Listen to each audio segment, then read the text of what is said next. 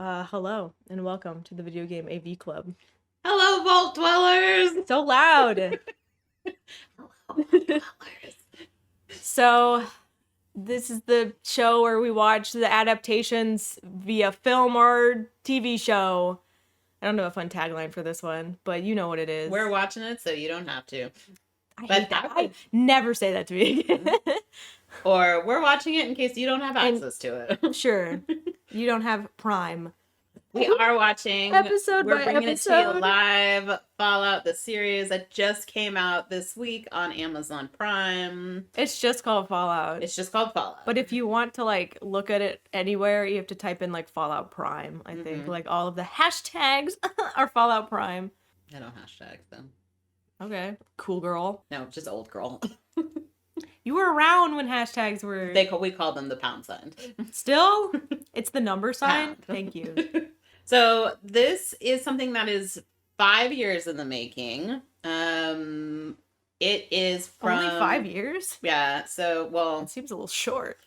Bethesda. I mean, it's from Bethesda as well, but so Fallout's been around. When did the first Fallout come out? Oh, it was 1998. No, maybe before, maybe a little bit. And it was just a computer game, right? Yep.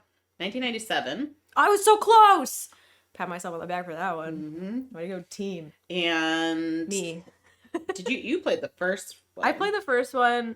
I haven't played the second one, which sucks because that's the one everyone says is amazing. But we were first introduced to Fallout because I had a student who gifted me Fallout New Vegas on the PS3. Yeah, she was like, "Oh my god, I haven't played New Vegas," and that was the best because she wrote by hand, shout out to Kira. A guidebook. Yeah, she's like this. So in Fallout, your character, and they do it a little bit in the show, which we'll talk about in the first episode. There are different stats that you need in different categories, and she kind of told us what to level up. You wrote it down and I have the 5 pieces of paper still because I thought that was kind of adorable. And then when you told her about it, she drew our character. Mm-hmm. And she also I do creative writing, and every creative writing thing for her was the same character in Fallout. So it is a beloved series. Was it her character in Fallout, or was it like a companion character in Fallout? It was her character in Fallout. I see. Yeah. Okay. So this show was 5 years in the making. The creators are Geneva Robertson Dorrit, who is a writer, and she wrote for Captain Marvel and the bad Tomb Raider movie. What? It's a Captain Marvel movie? Yeah. Okay. And then Graham Wagner, who is a producer, and he produced. He's probably most known for Portlandia and Silicon Valley. Interesting. It's the same guy. I guess that makes a lot of sense. Well, he's a producer, and so there's similar shows, and we have some similar actors, so you can see kind of where some of these actors came in as well. Who cares about producers? There are multiple writers on this because it is an 8-episode series. All the episodes came out at once. All episodes are about 45 to 74 minutes. You said the first 2 are the longest. The first 2 and the last one. That makes sense. Are the Start longest. Off strong. Yeah. The first episode is the longest at 1 hour and 14 minutes. It was very long. Mm-hmm. Which I felt like the second one, because more things happened in the second one. Yeah, the second one felt longer, but it was only like 1 hour and 5, I'm pretty sure. So we have 3 main characters, I would say, so far. Yeah. We have Lucy McLean, who is the Vault Dweller, and she's played by Ella Purnell. And Ella Purnell is probably known for Miss Peregrine's Home for Unusual Children and Yellow Jackets. We have Maximus, who is from the Brotherhood of Steel, and he is played by Aaron Moten, and he was in Father Stew. And then we have Walton Goggins, who is at the very beginning. He's one of the first people we see, and he has a name, which is Cooper Howard, but then after that he's referred to as the Ghoul. Yeah, when his name showed up, because in the episode, they keep, before they show you, or after they show you a little bit of the guy, they would put their little name on there, and it just said the Ghoul, and we were like, we know his name. Yeah. They talked about it. And he was in that Tomb Raider movie that we shall not talk about. Maybe someday. I still haven't seen it. Lucky for you. And Justified. But he's also been in everything. Yeah, apparently you said 100 things. Yeah, he's got over 100 credits. to his name for acting stuff. So there are some other well-known people in the vault. We see Lucy's brother. His name is Norm, and he is Moise Aris. Moise is Arias, dude. Oh. I don't know. I may be saying it wrong too. I don't know. But yeah, Hannah Montana, freaking, I didn't even recognize him. I knew he was in the show. He doesn't look really that much different. I know, but it's just because his hair's slicked back Yeah. and he's a little less of a little shit. Like, it wasn't Hannah Montana. He was also in 5 Feet Apart.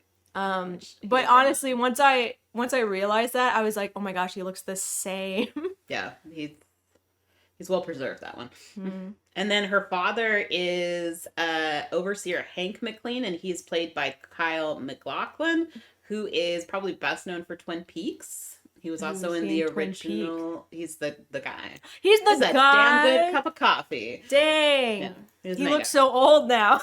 He was also in Portlandia, which tied to the producer, and he was in the original 1984 Dune movie. Okay.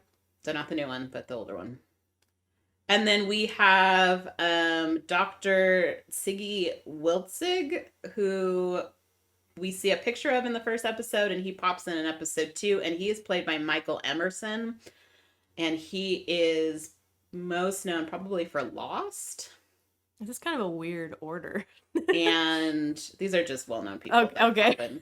There are other people that you'll see per episode, but they're like in a episode, and so we may or may not talk about them during the episode. So Michael Emerson was he played the bad guy in Lost, and then he was also in Person of Interest. So kind of a bummer that guy from Friends died, because he was a big Fallout fan.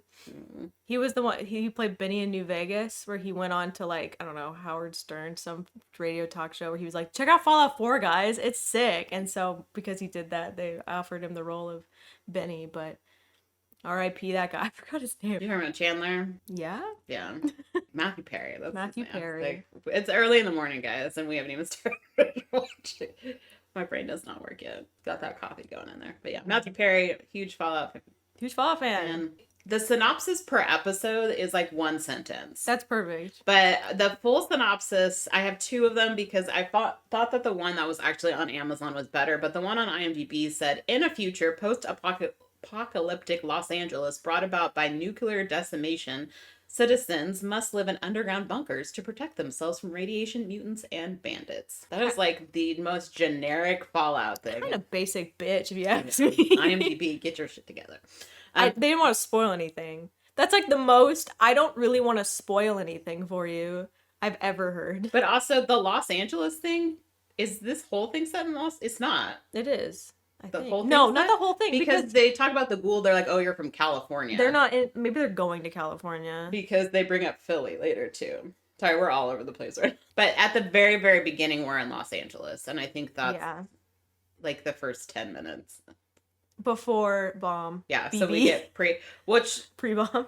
The episode titles are also interesting because episode 1 is called The End and episode 8 is called The Beginning. Cute. The one on Prime I thought was better. It's like based on one of the greatest video game series of all time. True. Everyone loves Fallout. Fallout is Try to find somebody who doesn't like Fallout. Stories I dare you. Haves like and haves not in a world in which there's almost nothing left to have. 200 years after the apocalypse, a peaceful denizen from a cozy Fallout shelter is forced to return to the surface and is shocked to discover the wasteland waiting for her. So I feel like that was a better synopsis so far. That was just about her, though. Yeah, but I feel like that was a better introduction. It is mainly about her, and that. I mean, they do talk about the other 2 guys, but it's very, very. It's pretty fast. Yeah, they do get their own scenes before they all converge together, though. Yeah. They gotta set everyone up. Which there are only 8 episodes, and... Just great.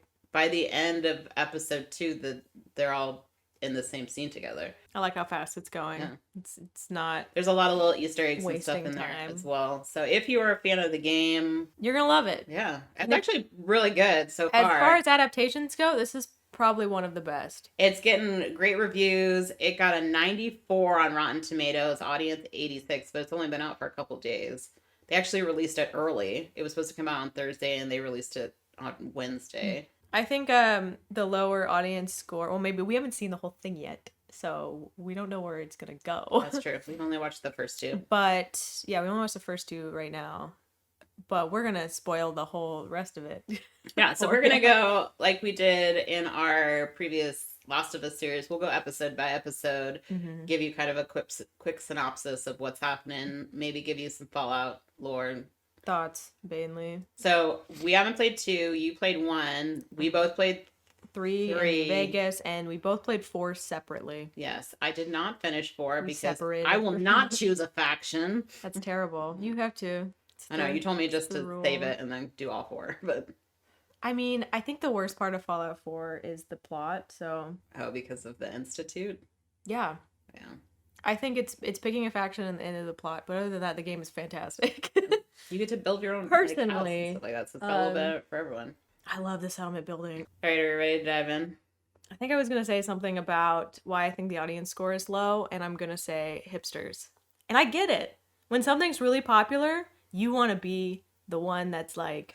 I would say also, I think if you have not played the game, you'll still get what's going on. But I think if you've played the games, then you get a little extra. So I think you get a little bit of a treat. You're like, ooh, this is better now. They'll make mentions of stuff which are not important, really. If you're, they don't really explain stuff either, because you just know. Because you watched it with our parents, who had never played Fallout before. And they were like, I wish I knew more. Well, one said, I wish I knew a little bit more. But again, we only watched the first 2 episodes. And so we'll watch the rest of them and we'll give you guys all 8. But as of right now, we've only seen they understood what was going on. They didn't have really a lot of questions for me as we watched. And then I think they were just looking for more as the series went on. But again, there are, just like all these video game series, if you know, you know. There's a bunch of little I love being Easter a gatekeeper. Yeah. That's my favorite thing. I'm like, ask me questions, guys. Or ask Tavi, because she knows way more about the series than I do. I don't know about that. Well, you know a lot of the other behind the scenes and Easter egg stuff. I also, whoever does the title screens for these, give that person a raise. Amazing. The CGI in this is amazing, but most of it's practical sets, which is great. The costumes are incredible. Fantastic. So I was really nervous about this. And all the actors so far are doing a great job. Yeah, they're killing it. They did great. It was good casting too. I mean, if anyone would do it, it would be Amazon that has the freaking money. True. To do this. And I think it was, executive producer also by Bethesda, Todd Howard. Yeah. Got to well, they're also check it because it's Amazon, and I get you get those emails. It's like, watch Fallout, then play Fallout on Prime Gaming, and then buy all the gear. I saw all the merch that they were selling. Okay, I'm gonna go into a merch tangent. Yeah, all the merch they're selling on Amazon. Which, by the way, we're wearing merch right now. You have a jacket, and I have the. You gave me. Yeah, and you gave me the. I know. Look at us. Valentine Detective Agency. Good sisters. But they're selling a lot of merch on Amazon, but they have the Bones coffee, which is the 3 flavors of our 3 protagonists. Oh, really? Yeah, so that's vanilla for the Brotherhood, I guess, because it's Valiant vanilla, and then American apple pie for our Vault Dweller, and then chocolate for the Ghoul because we ran out of ideas. No chicken flavored or cherry tomatoes. Disgusting. So they also have Arizona green tea X Fallout, which my ass was excited about. I was love that Arizona I love Arizona green tea. Okay, problem though, it's for gamers, so you know what that means. Extra caffeine? It's an energy drink. Oh. It's an Arizona green tea energy drink with 200 mgs of caffeine, over 200. And I'm like, I can't. Get your heart racing to sit on. I have tried G Fuel and I felt bugs crawling through my skin. I don't like gamer aesthetic of RGBs and energy drinks. Here. And you shouldn't be drinking energy drinks if all you do is sit on your couch or your computer. You gotta get that walking pad and just walk as you play. I'm so bummed because I really wanted to try Fallout X Arizona green tea, but I also don't want to feel bugs crawling through my skin. Maybe just take a shot of it. Just a sip. A sip every day of those big cans. They're also selling a new Jones soda. So back when Fallout 4 that's a blast from the past. Came out, they came out with the Nuka-Cola Quantum. Which we bought. and they have a new one, is Nuka-Cola Victory, and it's peach mango flavored. And I am excited. I want to get some. You can get it. It's actually cheaper if you don't buy it on Amazon and you buy it from Jones Soda exclusively. I wonder if because Bevmo sells Jones, or they used to. Yeah, I don't know if we can get it in stores. We can find out. So obviously they have a bunch of shirts and figures of the characters and stuff too that you can get on Amazon.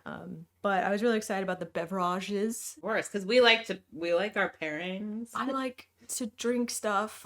All right, let's dive into episode 1.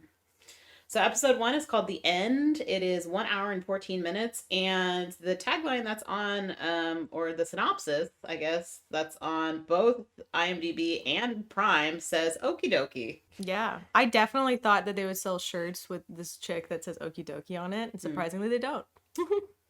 Missed opportunity. We should be in charge of everyone's It's marketing. nice to know that I'm spelling Okie dokie right, because every time I write it out, which is often... I thought it was O-K-A-Y.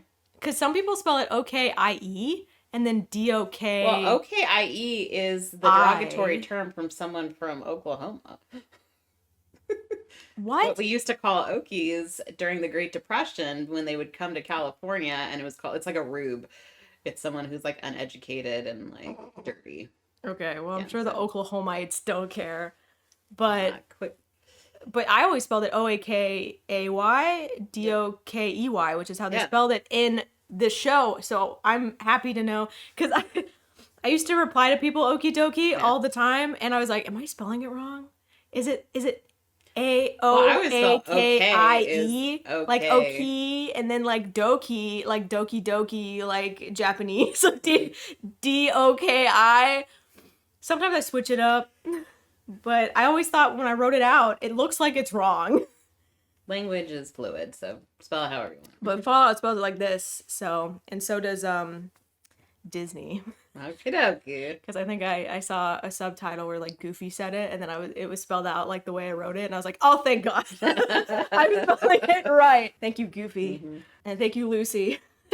We start this show in, is it like the 1950s? We don't get an actual time.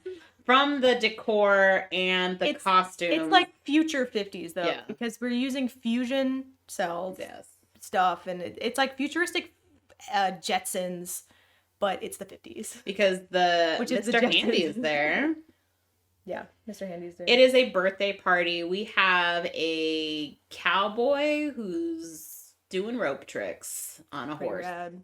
And that is our friend Cooper Howard, who was an actor and is showing up at this kid's party because he's got to pay alimony, is what the jerk dads say.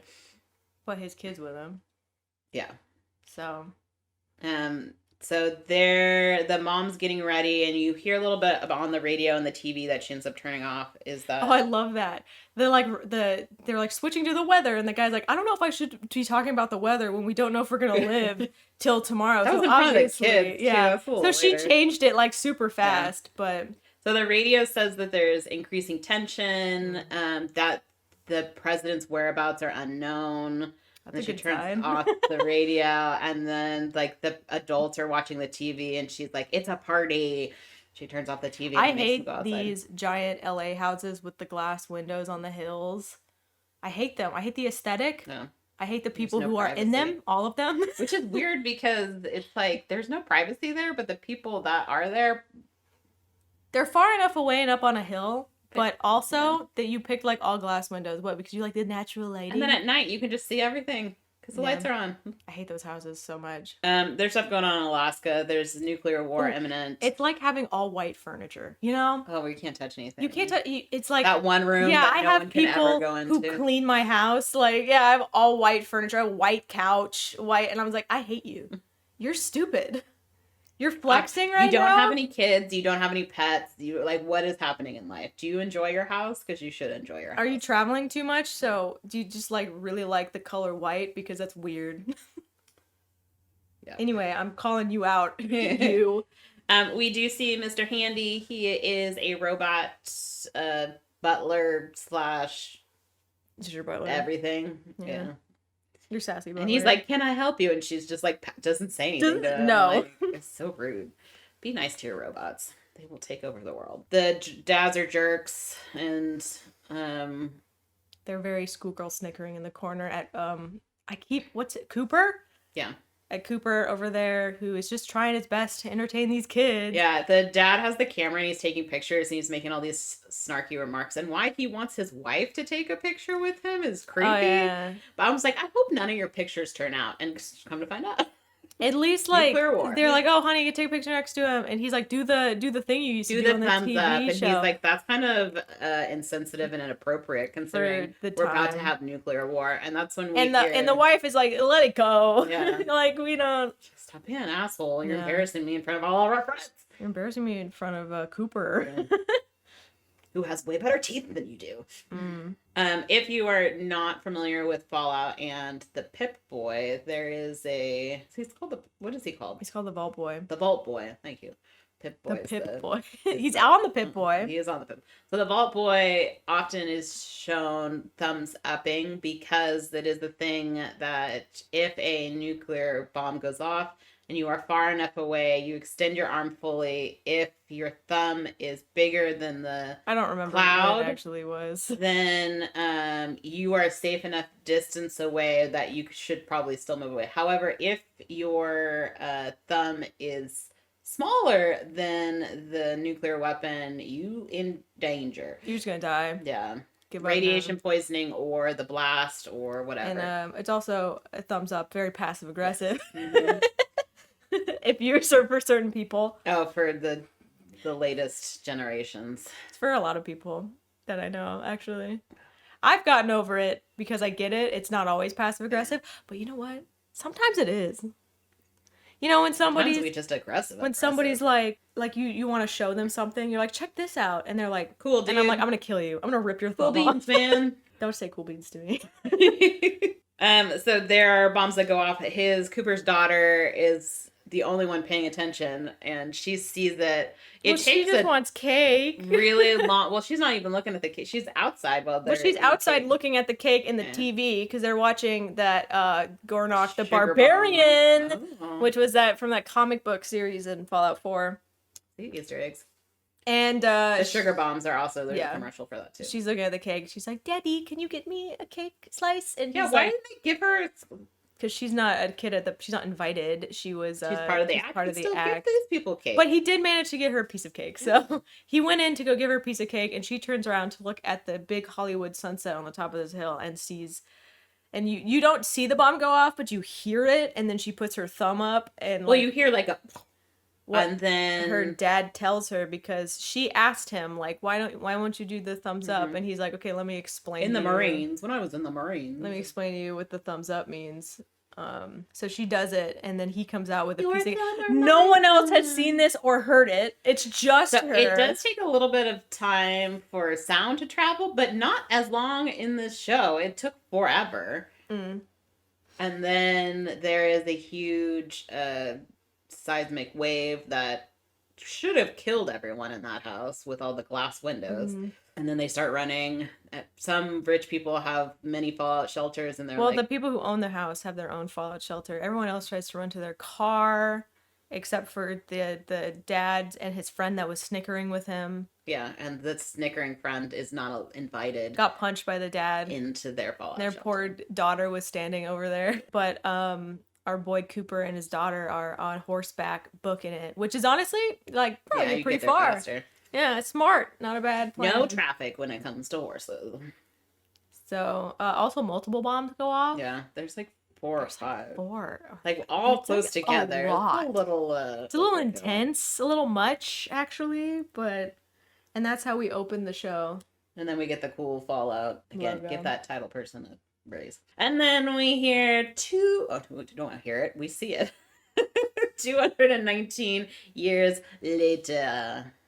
And we are in the shelter. Our protagonist, Lucy, is telling us about all of her skills. She has repair skills. She's got science skills. She's got speech skills. She has gun training. She does a lot of phys ed stuff. She does a lot of curricular activities around this vault. She's a teacher. She's part of every group, and she's basically she's doing an interview to become the candidate for the breeding program. the breeding program. What's interesting about this vault is that there seems to be like a big area where there's like a bunch of vaults. Yeah, they have in a row. spaces. So like multiple vaults. This is like 30 something, right? So they're 32? in Vault 33, and they're going to trade with Vault 32. So she's putting herself up for the tri-annual trade. So this is 3 times a year. They trade with Vault 32, and so she's or like... sometimes 31 in the case of her dad. Yeah, her dad's from... We find out her dad's from Vault 31. But she's related to everyone in her vault, so she wants a husband who's not her cousin. Sorry, Chet. Her cousin is madly in love with her because they were doing hand stuff for a long time. And she's such a himbo, though. Poor Chet. No. Chet, why aren't you asking for a bride from 32 or 30? Because he's in love with his cousin. No. And she's not. She's ready for whomever. Yeah. She's like, get me out of here. But she's staying. The guy is moving in with them in the vault. So, I mean, it's kind of an interesting vault setup because most vaults we know from the games are very isolated. Yeah, like they're separate from each other. But this vault area, there's like a bunch of different vaults all at once, and they just trade with each other, which is honestly kind of smart. Yeah. So their main crop is like corn. Yeah, Vault 32 is supposed to be wheat, but they get wheat as part of the trade. So she gets approved. She wears a wedding dress that everyone signs. I tried to look up to see what was the deal with the signatures. I'm sure it's important. I don't think it is. It's just that they have to all share a wedding dress. Yeah, and they put their name and the date. And the date. Yeah. They only got one wedding dress and they can all fit in it. The only name that I could recognize is a scientist lady. I don't know if that's important. Yeah. What was the date? It was... Oh, I didn't even... I'm curious. I didn't even write it. Un momento, por favor. Because I was curious about when in the Fallout timeline that this takes place, and that would be our best way of finding out. Maybe we just look it up. She writes too. Her... I did try to look up her Ruby Davis or whatever it was the only name that I could really read because they were all in... Cursive. And some of them were like half this cut generation can't read cursive anymore. But also, are you not laundering this dress? No. We're all stinky, sweaty, wearing this dress. You only wear it for one night, so it doesn't matter. Also, the fact that all of these women can fit into the same dress. That's what I was saying. They all have the same genetic makeup, though, because they're all related. All right, so Ruth Cherry is 10/10/2281, and she is going to write her name right now. Ooh, Lucy. Okay. We don't see the date. Well, I have the date. 2296. So this is only a couple years past Fallout 4. So it's like 9 years. Yeah. Okay. So the Fallout 4 is the closest timeline to this. This was, to me, felt more Fallout 4 than any of the other Fallouts. Well, absolutely. But I have not played 1 or 2. Also very 3, right? Going after your daddy. Yeah. And so she gets a breed. So they do trade. They have people from 32 come to 32 come to Vault 33. And we meet Leah Moldaver, who is the overseer, and your dad is the overseer of your vault, or her dad. Lucy. Yeah. Lucy's dad. I'm already like, player 1. This is us, by the way. Just reminds me of what, game 3? Yeah. And game 3. So he's like, oh, we're sorry to hear about the death of your overseer. And she's like, oh, the blight took a bunch of stuff from us. Yeah. So they're trading. So Vault 33 is giving them wheat and machinery, and in exchange they get a breeder. So Monty is the guy that will marry Lucy. Love at first sight. No 90-day fiance here. It's 1 day fiance. Yeah. They get married. They go back to their room, and they have a really cute little apartment. Yeah. And he fills up after. But so they definitely are showing you the people from the vaults, like they're stealing people's like stuff on their plate. Yeah, right. They're a little greasy, and they have tattoos. They've got tattoos. They've got scars. There's something wrong. You can tell something. They're not mannered. Is up with those guys. Yeah, So taking food off someone else's plate. Don't do that. Kill yeah, you. but they like this vault 32 is cool because it has like a projection wall. Oh no, Vault 33. Sorry. Vault 33. Yeah. Has a like projection wall where they have all their corn that they're harvesting. And that they can looks change like the time of day and it's nice. It's Yeah. cute, and that's where they're having the ceremony. But the new guy Monty's like, let's show us where we're gonna live. yeah, he's like, let's go bone. Let's go bone, basically. And they go in there. He doesn't care about it. She's like showing him all the cute apartment stuff, and he's already naked. Like, and she's like, okie dokie. I'm like, you're not wearing any underwear under that vault suit, dude. Chafing. Well, I think we know why. He's going commando. I kind of like how they subtly. We find out that they're raiders.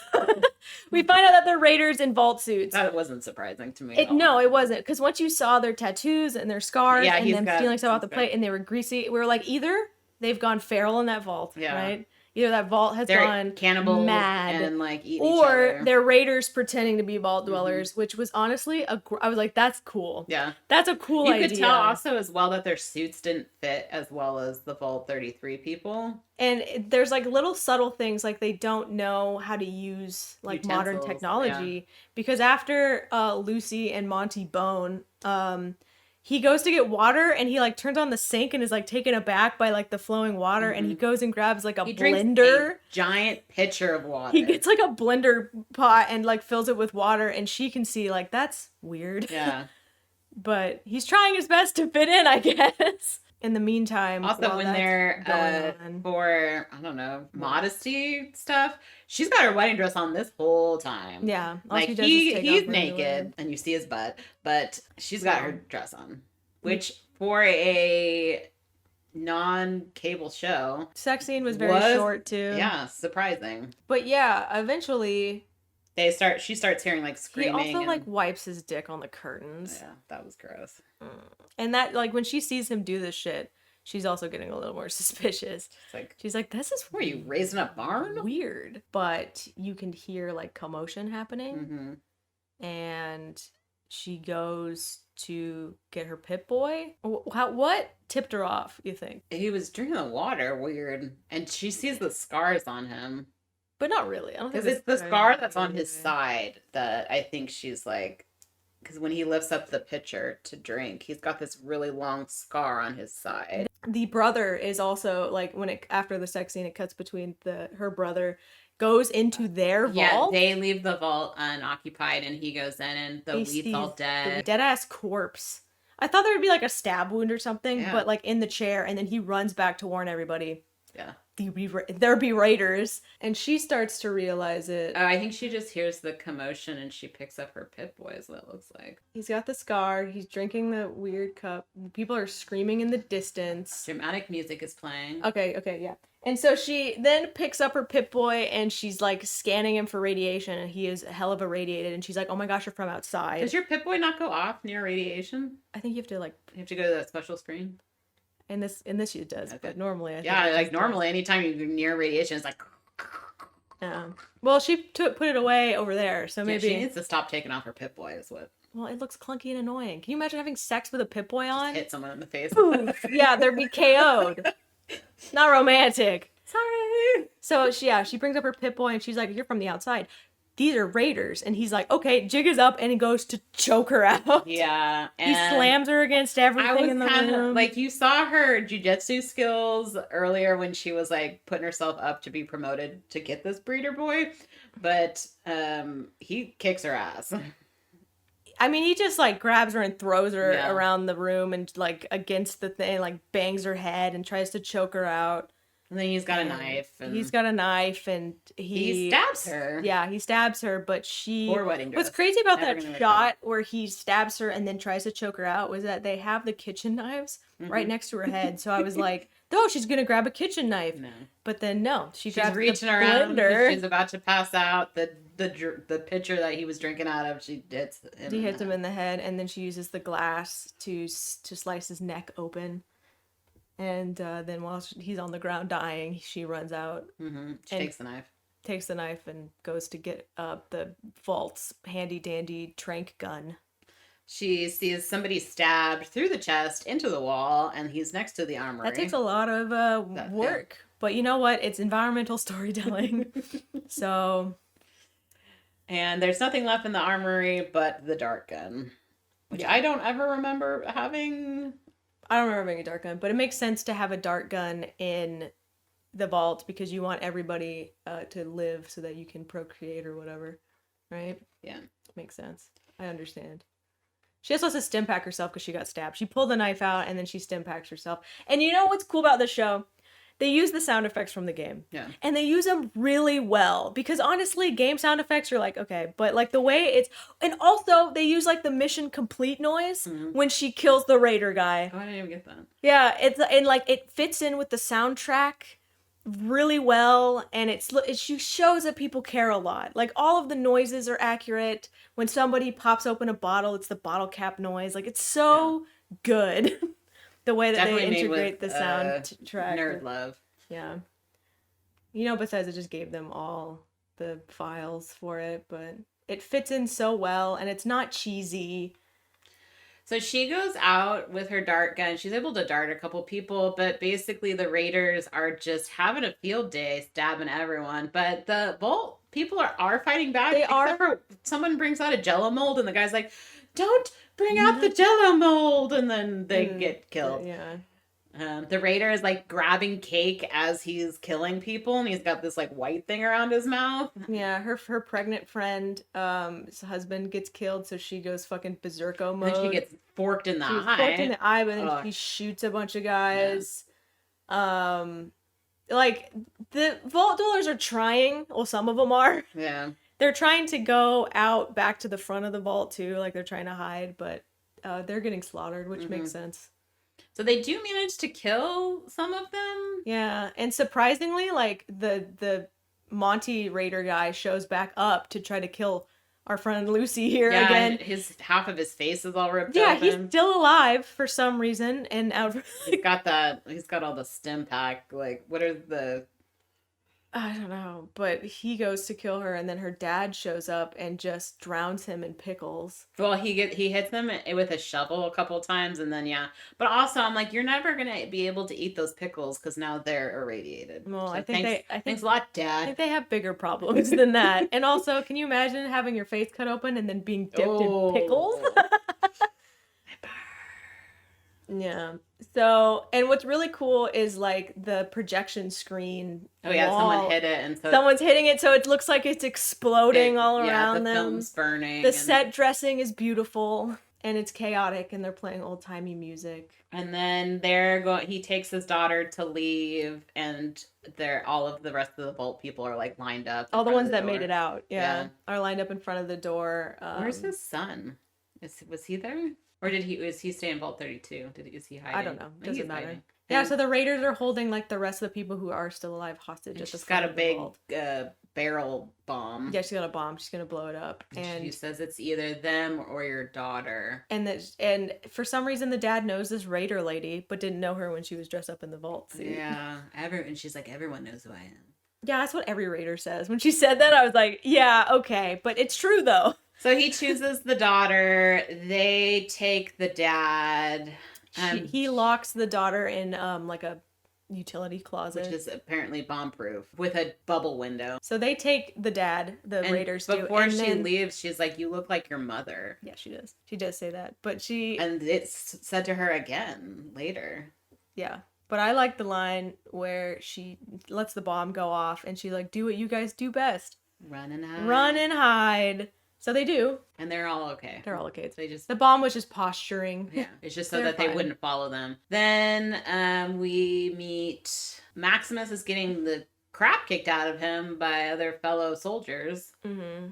And a fun game of Maximus, the Brotherhood of Steel, I don't know, initiate. Yeah, you see them raise the flag, so you know for sure that they're the Brotherhood, but they're also in like white shirts and. I mean, could it be anyone else? No. We saw the military setting, and I was like, I guess it could be the NCR, maybe, which we're gonna have to deal with probably. Well, maybe not. We gotta go to California first. I'm not quite sure where we are. They say Philly, so I'm thinking like Philadelphia, but. But that just could be the town's name. Yeah. Could be a remnant of the past. So they're in school and the guy can't tell one thing from the. Of course, it was like a little piece of paper. He's like, "What's this?" Because they have to go scavenge toasters or whatever. I discuss this later. But you get to see the vertebrates best, and the blimps. I feel like that was the best scene. The blimp comes in, and then you have all the mech suits. The power armor. Yeah, which looked. So not only do you get to see the blimp and the vertebrates, but then the power armor guys show up, and it just looks amazing. Like, honestly, like, vertebrates are those can't actually fly in real life, but they look so cool. Yeah. And the suits look cool. They did an awesome job on those And the guys come out looking rad, slow-mo. Yeah, everyone's like, "Oh, they're so awesome. I want to be their squire. I want to be in the suit so bad." And then we see some guy that's doing like paint by numbers they're talking about the target and what he looks like, so he's drawing out a doodle of what their current target is. We'll find out at the end of the episode. Yeah. What it looks like. So our boy Maximus has like the worst job. He has to clean the poopy out of the tires because all of these initiates just go and shit in tires. Mm-hmm. Out in the middle of this desert that they're in. Yeah, they dig a hole, they put some tires over it, so at least you got some cushion. They have like a little toilet seat sometimes on the top, so it's not awful. He's on latrine duty, and then his friend Dane, who is non-binary. Dane is like, "Hey, bro, we should go check out the power armor suits." Yeah, and then someone comes in and is like, "Dane, you're being called up," and she's like, he's like, well, because they get caught. They're like, "It's my fault." They get caught looking at the power armor suits and it's the same like little station that's in Fallout 4. Yeah, that's in your base. So they call up Dane, and they think that they're going to be in trouble, but it turns out Dane got promoted, and Maximus is so jealous that he rips off a toilet seat. Yeah, that was weird. There's something wrong with Maximus. You see images of him as a young kid, and something happened to his family. And he gets saved by, and he knight idolizes these They call knights. The power armor guys knights. So the somebody next morning put a razor blade in Dane's boot, so when he pulls off his shoe, it basically just ruins their feet. It's awful. It's so gross. And everyone blames him, obviously, because so Maximus runs over to Dane because they're their only friend, and he gets blamed. Maximus gets blamed. Well, I mean, I'm sure somebody saw him pitch that hissy fit. Yeah, and also they were everyone hates him. Everyone hates Dane. No, that's not Dane. Everyone hates Maximus. Yeah. So Maximus gets taken. They like put a bag over his head because they're gonna interrogate him. Find out if they had anything to do with. Everyone blames him. Dane. Everyone blames him. They asked Dane later in the scene that Maximus goes to see Dane, and Dane says, "They asked me if it was you," and Maximus is like, "They asked me too," and Dane said, "I didn't." I said no. But I think that's a lie. You wouldn't hurt a fly. I think that's a lie. I think Maximus is a crazy sociopath. He definitely wouldn't hurt a fly. Like, it's because when they were interrogating him, they were like, every single person said it's probably you. Yeah. Well, they all beat him up too. And do you think it was Maximus? I don't know. It's an awful thing to do to someone. First I of all. don't know. Second of all, because like he says when he's getting interrogated, that he didn't do it. He was like happy that it happened. Yeah, and so I feel like that kind of honesty. I'm like, maybe he didn't do it. But they were also like, okay, you definitely did it. So I feel there's something off about Maximus. We're going to kill you, and he's like, well, if I have to die to make the Brotherhood better, because he's like, for the opportunity. He gets all emotional. Is that wrong that I wanted that to happen? And they're like, yes. Yes, guy. Your fellow man, we protect each other. That's messed up. And he's like, well, if I have to die to better the Brotherhood, then let me do it. And they're like, that's the dedication we need here. At the beginning of the interrogation, they're like, we gave you food, we gave you shelter, you give us the truth. I'm like, I don't think so. We do cut back in between the Maximus scenes back to Lucy. Back to the vault people that are still alive. They're fixing the vault. They're repainting everything. They're re-putting up posters. I feel like this has happened before. Stapling her wound closed because she got stabbed, remember? Yeah. And the remaining vault members are having a meeting about what to do next. I had to go back and watch the scene because her brother says something to her. So she's like, hey, we can get 4 people that go out to look for my dad. Like that, I like did the numbers. Like we'll be fine with 4 people. And they're like, we're never opening any doors again. Yeah. Her brother says something to her, which I had to rewind because he says it so freaking fast. He's like, they don't want to search for dad because now they're in power. Like if dad came back, they would lose power.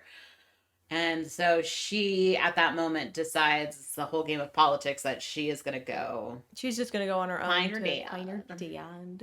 And I like the, when she brought that idea up and they were like, okay, every idea is valid, but probably not going to happen. No. So she's pretty like, okay, I'm determined now. I'm going to go. And she tells her brother and her cousin lover to help her. Because he's the one, the cousin Chet has the gatekeeper, so he can open the door. He can open the door and go out. So they go up the elevator to the like main door. So she drugs her cousin.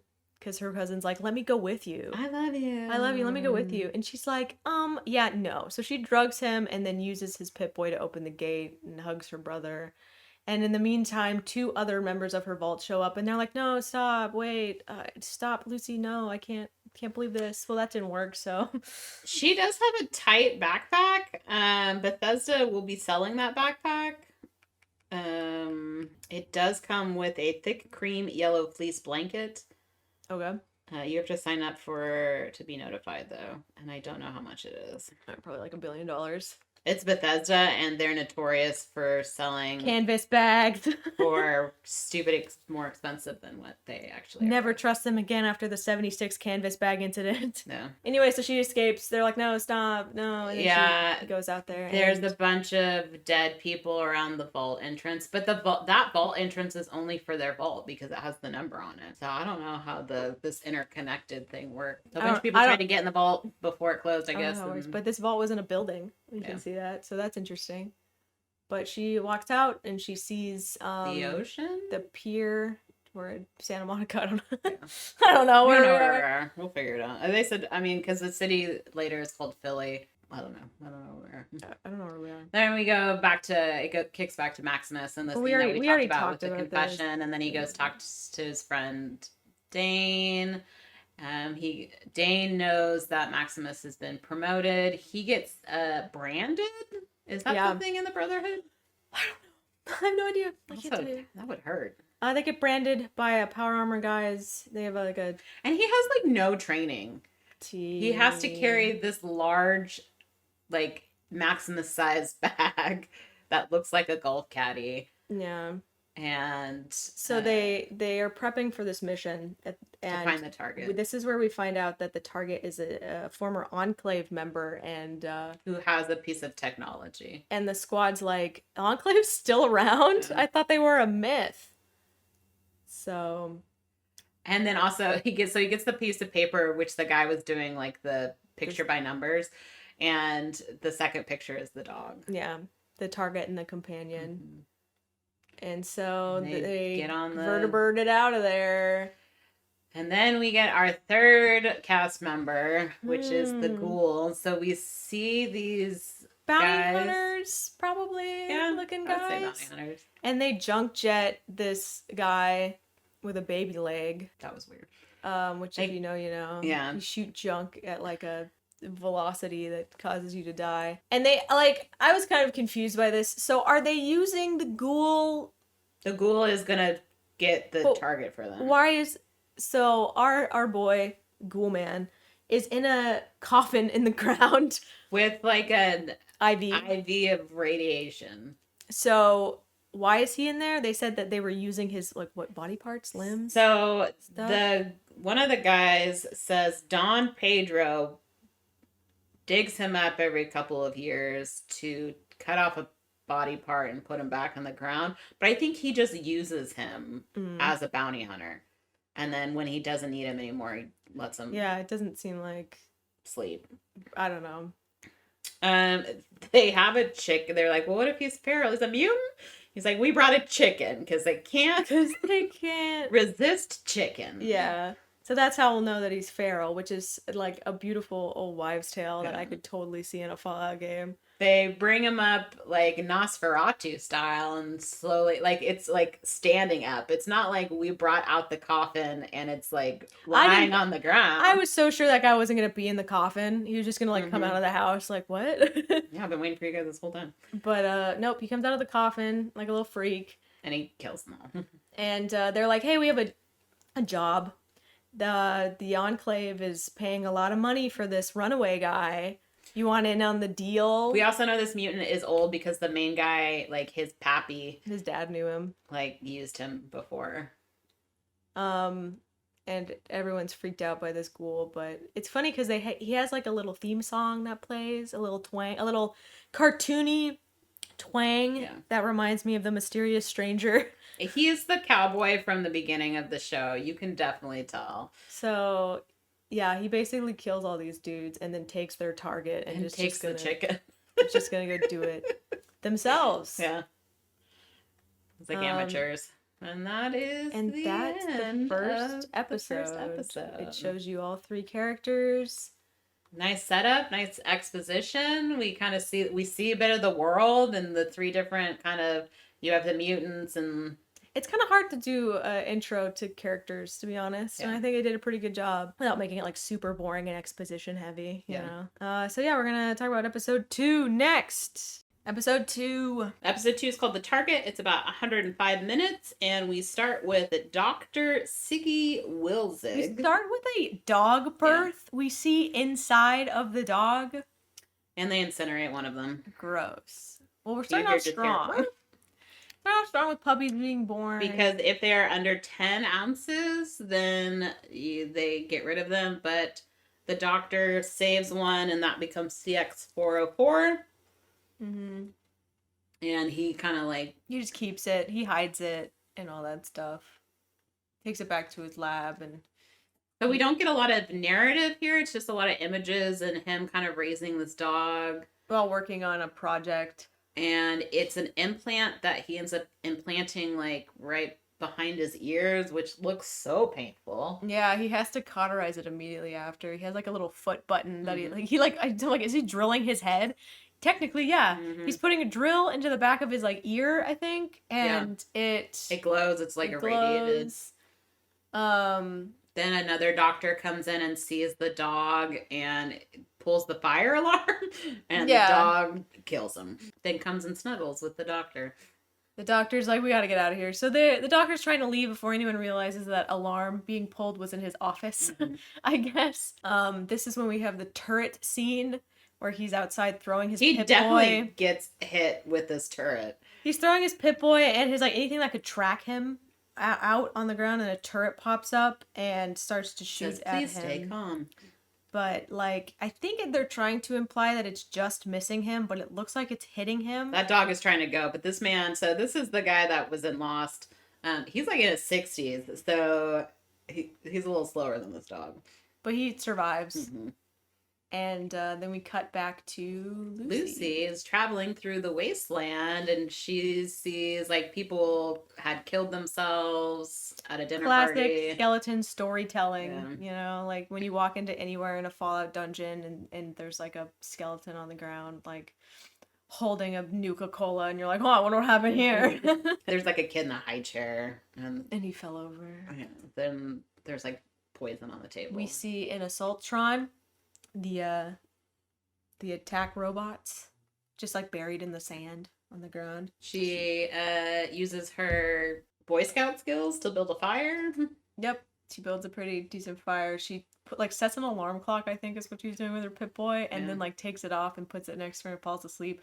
And everybody is like, "Oh no, bad move!" But like She's the only light in the She's a vault dweller, so like gee whiz, mister, what could go wrong? So she wakes up to seeing a dog, and she's like, oh my god, There's a dog here. And it goes off in the distance and kills something. It kills the rat roach. Rad roach? Rad roach. Rad roach. Rad. Yeah, and there's a guy sitting on a chair next to her and is like, "You're a vault dweller? You should go home. Yeah. And also, don't light a fire. But thank you for your warmth." And he tells her about the roaches. He's like, "Hey, we made a joke that the roaches would be the only thing that survived. Turned out they got stronger. They got bigger, stronger, faster. They'll become more powerful than you can possibly imagine. Pinchers. Adaptable, those roaches are." So he's like, "You need to go back to your vault." And she's like, "But my dad." And he's like, "Okay, well, I'm not going to stop. I'm on a mission." And he leaves. He leaves. Then we go back to Maximus, who's on the chopper. Bird. And he is in service of the biggest dick. This is Knight with the smallest penis. What's his name? Titus. Lord Titus. So he's trying to talk to Titus about like, the way you why'd you choose that armor? Is it better for flexibility? And he doesn't reply to him, but he pulls off his cod piece and is like, "Clean my dick piece." And so this Maximus is like, "Okay, I know what this guy's fucking deal is, and I will kill him later." And we'll all applaud you. And then he has to put the codpiece back on. Like, he doesn't just hand it to him. Like, he puts it back on. He tries to put it back on, but then the guy's like, "I'll do it." And then he takes it over. So anyway, why do I want to call Titus is like, let's jump off. He's like, "I'm bored. Here. I want to shoot things." We'll jump off here, and then Maximus is like, "Why we're supposed to hit up the town of Philly to talk about where the target is?" And he's like, "Nope, we're dropping off here." So need to shoot things. Maximus has to.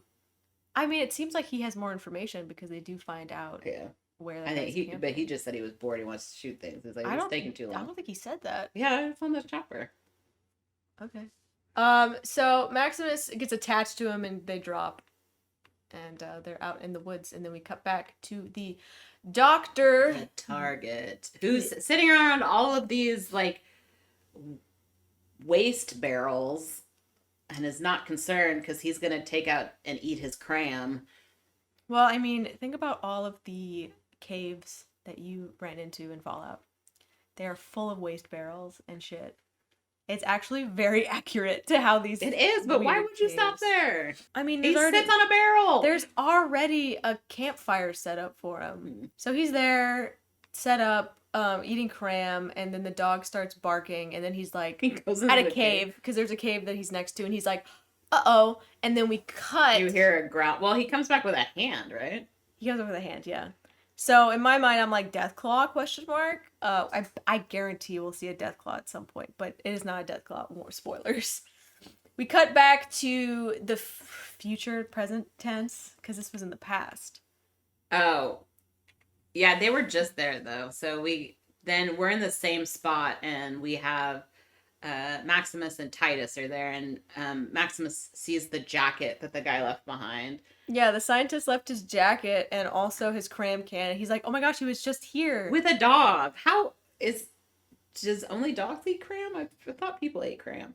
Because it's spam. Maybe he noticed something else on like a dog hair on the jacket or something. Maybe he's a detective. And so Titus, they hear a growl in the cave. He looks at the cave and he's like, "Oh shit, I think our target might have died in that cave." Right? So they go into the cave. Titus is in full power armor, and this kid, Maximus, has like a flashlight and a gun. Titus says go ahead of him and like he's like, "You look, kid." And Maximus is like, "I don't have armor on." And he's like, "Well, Brotherhood people have to be brave, so you earn your armor. Go be brave." So he's like, "Okay." And then he walks forward and he doesn't see anything, and then he turns around and there is a giant irradiated bear known as a Yaogwai behind Titus. And he doesn't say anything. He's like, "Oh." And I guess that Titus can like see on his face. So he turns around and looks, and he's like, "Oh, fuck." Oh, fuck, oh, fuck, oh, fuck, oh, fuck. He says it like 50 million times. It's hilarious. Yeah. He pulls out his gun. The Yaogwai like destroys his giant gun. Yeah, Titus sucks. He has to like punch the bear. He's doing so bad in this fight that he just runs.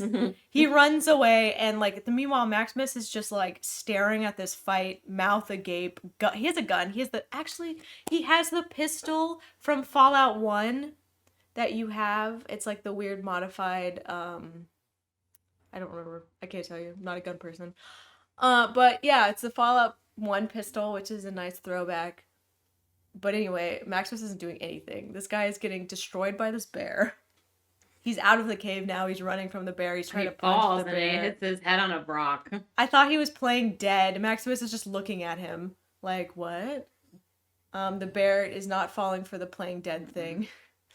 And is eating him. Eating his head. And then he's like, shoot it! Shoot the bear. Shoot it. Eventually he does. It like takes one him a long shot. time. I could see it like in Maximus's face. It's definitely like, I should let this guy just get eaten by this bear. What an a-hole. And then eventually he's like, okay, well, fine. He shoots the bear, and Titus is like, take off my helmet. It's so hot in here. It's a freaking microwave. At this point, we get to see who Titus is, and Titus is played by Michael Rappaport, who is also done a bunch of stuff. You told me he's just a fan of Bravo. He is a super Bravo fan. He loves The Housewives. He watches it with his wives. He's on. Do you know how she knows that? Is because she's a super Bravo fan. I am a super Bravo fan. So she can but not as much as Michael Rappaport. I don't know like anything about The Housewives. Bravo fan. Anyway, he's asking for a stim pack. Obviously, because, you know, Maximus has the giant backpack with all of his gear in it. And he's like, you got a stim pack? He's complaining about the Brotherhood. He's like, it sucks. They sent me out to get toasters. Do you know what toasters do? And so Maximus is really thinking about... And then we get a flashback of Maximus's youth where he pulls an Indiana Jones and he was in a lead-lined refrigerator and he comes out and there is a knight there. Okay, so he is talking, the Titus guy is talking smack about the Brotherhood, which is kind of how Maximus decides that he is not worthy. Because Maximus has, like, this ideal that the Brotherhood is there to save everyone, like, protect the weak and all that jazz. And so we see, like, Lucy has an ideal way of life, and that's about to crumble. Maximus has an ideal way of life, and that's about to crumble. Or that is crumbling, because... Well, Lucy doesn't know any different. Yeah. Maximus here is grumpy and is like, you don't deserve the armor, so I'm not going to give you a stim pack. I'm just going to sit here and wait for you to die, and then I'm going to steal your armor. And that's exactly what he does. But they don't show that right away. They cut back to Lucy, and she's looking at this guy who has no pants on. He's trying to put sand in a water filter, because he needs water. I like that she walks up, gun pointed at him, like, excuse me, sir!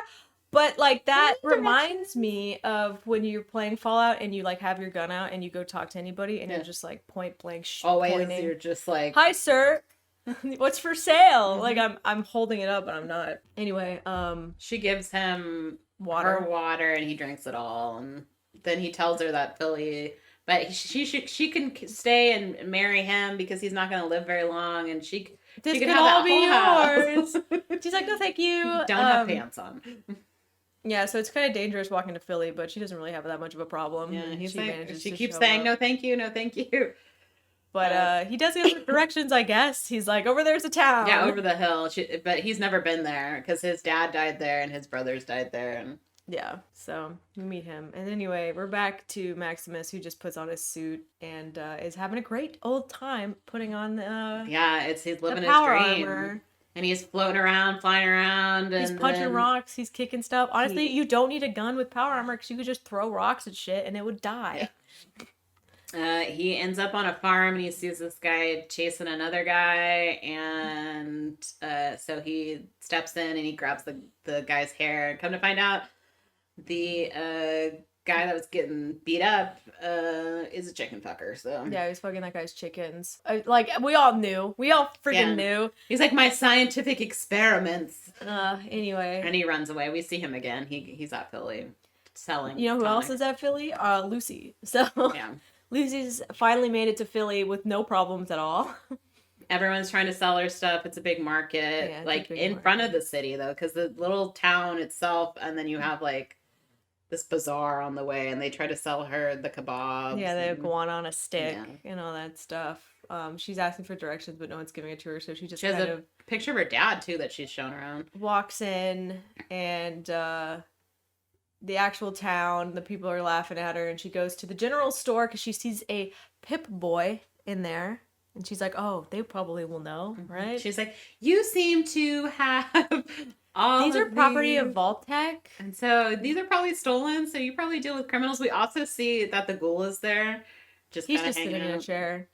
Don't worry about him. And so she's asking about criminal stuff, and she's talking to Mom. And she asks about the lady who took her dad, and that lady's like, everyone knows who she is. Yeah, you don't want to deal with her and then insult vault dwellers because obviously they've had it pretty easy while the other ones have had it pretty hard. Yeah, she's the one that tells them like vault dwellers were a bunch of rich people and everyone. They're descendants of rich people to die. I understand. She's like, oh, thank you. She shows her gun. Lady's like, fuck off. Fuck off. Get out of here.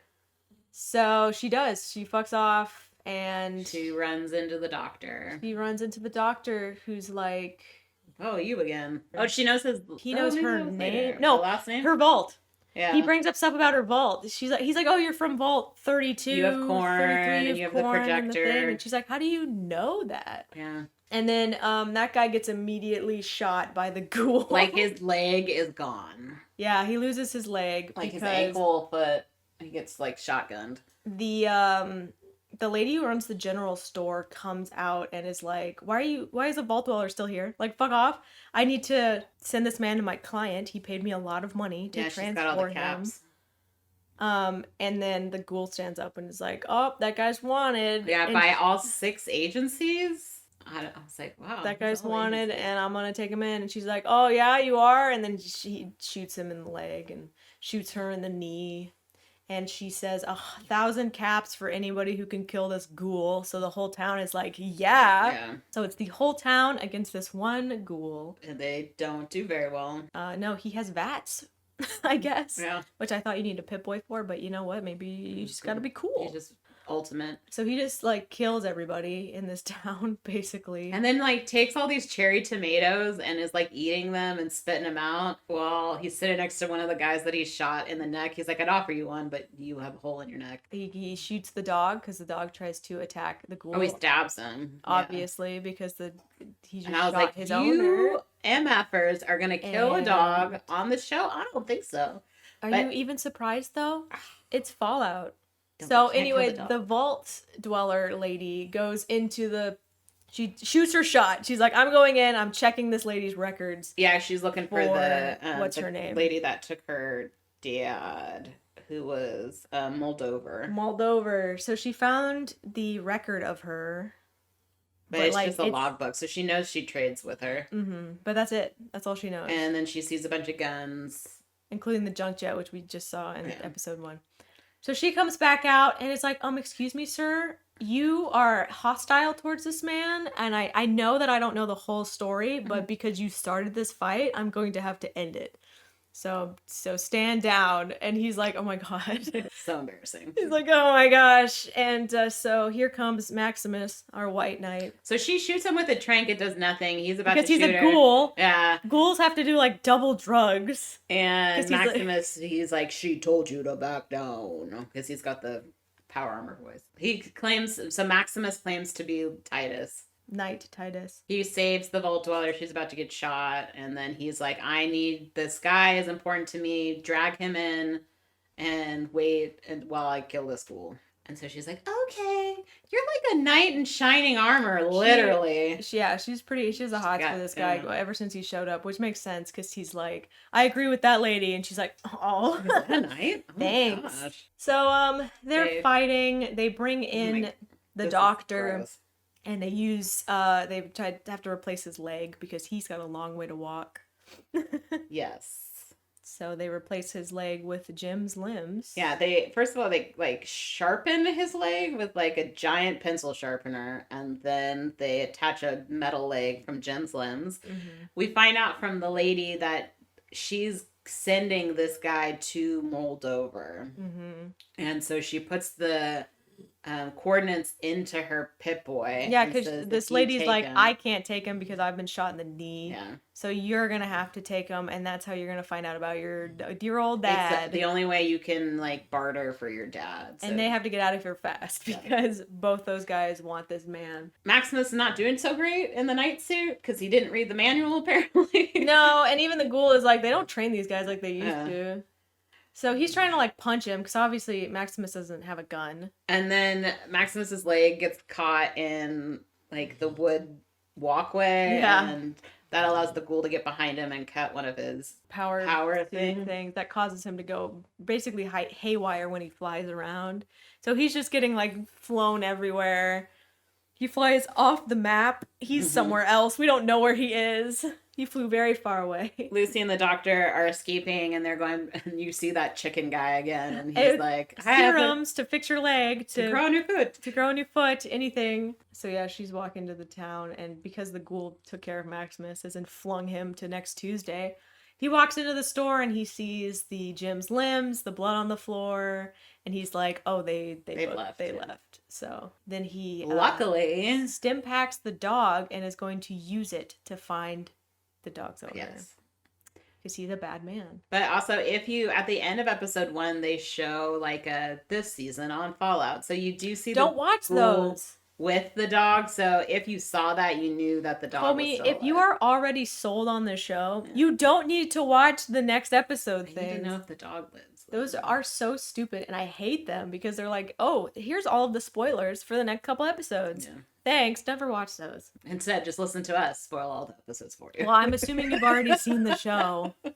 So Lucy and the doctor are walking. He's not looking too good. Blood is running down his fake limb. Yeah, they're going. They stop by a Russian satellite to like in the desert. Nearby. It's really close, actually. You can see it. Yeah, in the desert. They decide to take a break. And she's like, "We're gonna survive," and he's like, "I'm definitely not gonna survive." And she's like, "No, believe in yourself. You're definitely going to make it." And he's like, "No, I just took a cyanide pill. By the way, it's banana flavor, and it's the best thing that Vault-Tec has made. The most humane thing Vault-Tec has ever made. I'm surprised it wasn't more popular. She's like, "Why would you do that?" He's like, "You're not going to make it with me, and the only way that you can get the thing that you need is to cut off my head." He's like, "The only thing they want is my brain," basically. I think it's the implant. Maybe. Yeah. But he said his brain in the show. Okay. So he's like, "The only thing I want is my brain." So, and then he pulls out a ripper, which if you know from Fallout is the chainsaw knife. He pulls out a ripper and is like, "You're going to have to cut my head off and then deliver it to..." He's like, "But..." What's her name? Moldaves? Yeah. Moldavi, the Maldives. Moldover. Send his head over. He's like, "You're gonna have to do things now that you're outside the Vault-Tec. I thought I'd make it easier for you." And this is where he said she looks like her mother. And he knows her last name. And she's like, "How do you know that? How do you know that? How do you know my mom?" And by the time he's dead. Yeah, he's dead. So she has to like step away and is like, okay, just to like jazz herself up. Yeah. Jazz herself up to ripper this guy's head off.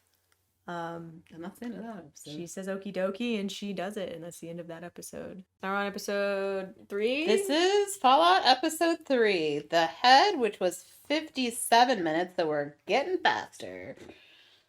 Slowly. This catch line for this one is, "The wasteland's got its own golden rule," which is a pretty good golden rule. Yeah. Very accurate to any Bethesda title. Or any computer game in general. Yeah. Actually, any of those big... Do stuff for other people. So we start off at the beginning. Yeah, it says the beginning really big. And so we're in past time. We're back to when Cooper, like whatever, was an actor, and he's shooting a scene where he has to kill this guy. He's the sheriff, and he's like, "Do I have to shoot him?" And he's like, "Where's Bob?" Probably should have talked about this ahead of time before they started shooting and wasting Where's everyone's Bob? Bob's a communist and got fired. Yeah. And so he goes out to, I guess, Craft do services? something else. They're all taking a 5. Yeah, it's lunch. It's lunchtime. And he runs into his wife, who talks about lavender taffy. Old lady candy. Which, I agree with Cooper. Lavender flavored things does taste like perfume. Mm-hmm. So she has him eat lavender taffy, and he's like, "That's the worst thing that's ever been in my mouth. Just wait for it, sir. You'll enjoy the apocalypse." Yeah. So him and his wife run off into the sunset, and you see the The Hollywood daughter's there too. set because you're gonna see it later. Yes. So we're back to Ghoul Cooper. And he finds the headless doctor, and he has an inhaler of goo. Does that make him so he's not feral anymore? Or he doesn't turn feral? What is the goo? I don't know what the goo is, actually. Sorry. I don't know. But I know that when it comes to ghouls, isn't it the more they get irradiated, the more likely they are to become feral? So thank you, Reddit. It's a scam, a ghoul drug? I wouldn't trust Reddit. I mean, a lot of the drugs in Fallout come via inhaler, so. Yeah, he's coughing, so it helps him. But we've already seen, like, jet and stuff get used, and that wasn't it, so. Yeah. I don't know. If you know, comment down below. Or what? You're so much smarter than us. So he takes his drug and he stops coughing and he wanders off. And then we cut to Lucy, who is eating deviled eggs and looking at the head and is like, "What is the big deal with this head?" She's also holding it by its hair. Yeah, but she's being very delicate later. Like, she is, like, cleaning it off a little bit. She gets zapped by the little implant on the side of his head. And she's like, "Oh, so that's what's special about you." And then she shoves a tracking device up its nose. Just in case. Which is good, because she's going to lose that head. Yeah. Maximus is in the junkyard where he landed last episode after getting yeeted by the ghoul. After getting his pipe there is a communication device in his suit that's like, "Dude, you missed your last check-in." And then Maximus tells them, "Oh, my squire died with honor and glory." And they're like, "Oh, no biggie, we'll just send you a new one." And he's like, "Oh, so many of them. Don't do that. That's he's pretending to be the Titus guy." Yeah. And then he breaks the communicator. Weird move. Weird party move, bro, but whatever. So he goes back into Philly, the town, and is like, "Hey, can you repair this metal piece that I just need one thing repaired." Yeah. That's all I need. And this weird, but she's got like a weird box in her cheek. Yeah. That makes her voice robot-y. Yeah. And she's like, "I'll do it for 5 caps." Inject too many drugs in your cheek. Do it for 5 caps, and he pulls out his boot and he's like, "Can you do it for 4? I only have 4." And she's like, "No." So he sees will pay money cap teeth for teeth. So he goes and gets his teeth pulled. I'm like, what are they doing with these teeth? I don't know. Whatever they want. He gets the thing fixed. It takes like a hot second, and then he just zaps it once. Yeah, he goes back to no one's surprised that his suit's getting raided. And he's like, "Stop! Don't hurt my suit!" And they're like big raider guys, so they're like, "We're gonna freaking take this." Yeah, and it's a good thing that Maximus is used to getting his ass kicked, because it definitely does. And then he comes back with a tire iron and a toilet seat and like beats them up. Some of them up, and then they start beating him up, but they start beating him up next to the open suit. So he's able to like put his arm into the suit and use it. Squeeze a guy's head off. To squeeze the guy's head off. And that scares off the last guy before he sees a vertibird show up. And he's like, "Oh no, they're sending me my squire so fast. We have a drop off. No need, citizen. We're just dropping off this squire." So he runs to, he's just going to get in the suit and pretend to be that guy. Because he has to. But he runs to this other guy knows who it is, because it's the guy that was beating him up at the beginning of the first episode. His name's Thaddeus, and he and I was pretty sure he was the razor blade guy, but after this episode, I'm not 100%. I think it might be Maximus. This guy's just kind of like a. We find out that he's like a chicken used shit dork. to work at a fly farm where he would have to poop a lot to feed the flies that they would send for food. Yeah, they grind up the flies for protein and flour. Like so he's like, "That's why I'm so fat." He is not fat. He tells Maximus that he thinks is the other guy that the target's important. Whoever gets the target controls the wasteland. Yeah, so Maximus puts on the suit and pretends to be Thaddeus and is like, "Oh, this is the guy who was beating me up. I'm going to take advantage of him." So he does the codpiece move because Maximus is turning into a huge dick, which he already kind of was. And he's gonna just abuse Thaddeus. Which is, there's a conversation that they have later where he asks them about this. He asks Thaddeus about Maximus, and it's like, he doesn't really have anything negative to say about him. no, he's like, well, I used to get beat up at the base, and so then Maximus showed up, and I was like, hey, let's beat up him instead. And then he's like sad that Maximus doesn't get to beat anyone else up, but he kind of is beating this guy up. Yeah, he gets to beat this guy up. Yeah. So we have a really cool moment where we see a Sunset Sarsaparilla truck. So if you're a Fallout fan, you know that you're in California because that's the only place that they were distributed. But if you're not a Fallout fan, have no fear because it pans to a big old sign that says Hollywood Boulevard, and you're like, okay, we're in California. Yeah, so now we know where we actually are, which is nice. It's flooded. Lucy is There's a lot here, of water there. and she sees a little Bambi deer by the water, and so she decides to go feed it berries, grass, something. And then we hear a growl, and then the baby deer gets taken. The CGI of the deer getting taken is so good. Yeah. They did a really good job at making it look very accurate and sad.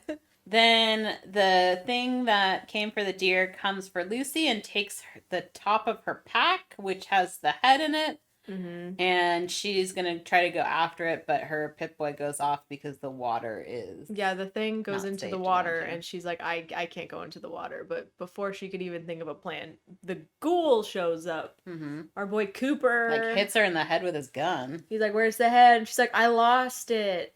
I don't know where it is. And he doesn't believe her, so... he's like, it's in the water, isn't it? So then we are cut back to Lucy's vault 33. 30. I'm always getting this stuff. So we also find out in this episode that vault 31, 32, and 33 are like a trifecta, and they are combined we were in the same completely area. wrong. We were completely wrong for the last couple episodes, where I thought that there was more vaults, but turns out there's only 3. So, but for some reason, 33 is the only one that we on the door see. To the exit. Maybe there's other exits nearby, but I don't know. That looks like the main exit, but maybe they have to take the elevator. So maybe there was another it's room. just 33's exit. Maybe. I don't know. I'm not the planner. I'm not Vault Tech. Don't ask me these questions. So Lucy's brother Norman is sitting outside, and we hear like a cry, and then Chet, her is it him Chet? Cousin lover, yeah. Oh my god, that's so perfect. Comes out and he tells Norm that he's been reassigned. He's no longer the gatekeeper. And he doesn't know who he is anymore. He has this very Ken moment.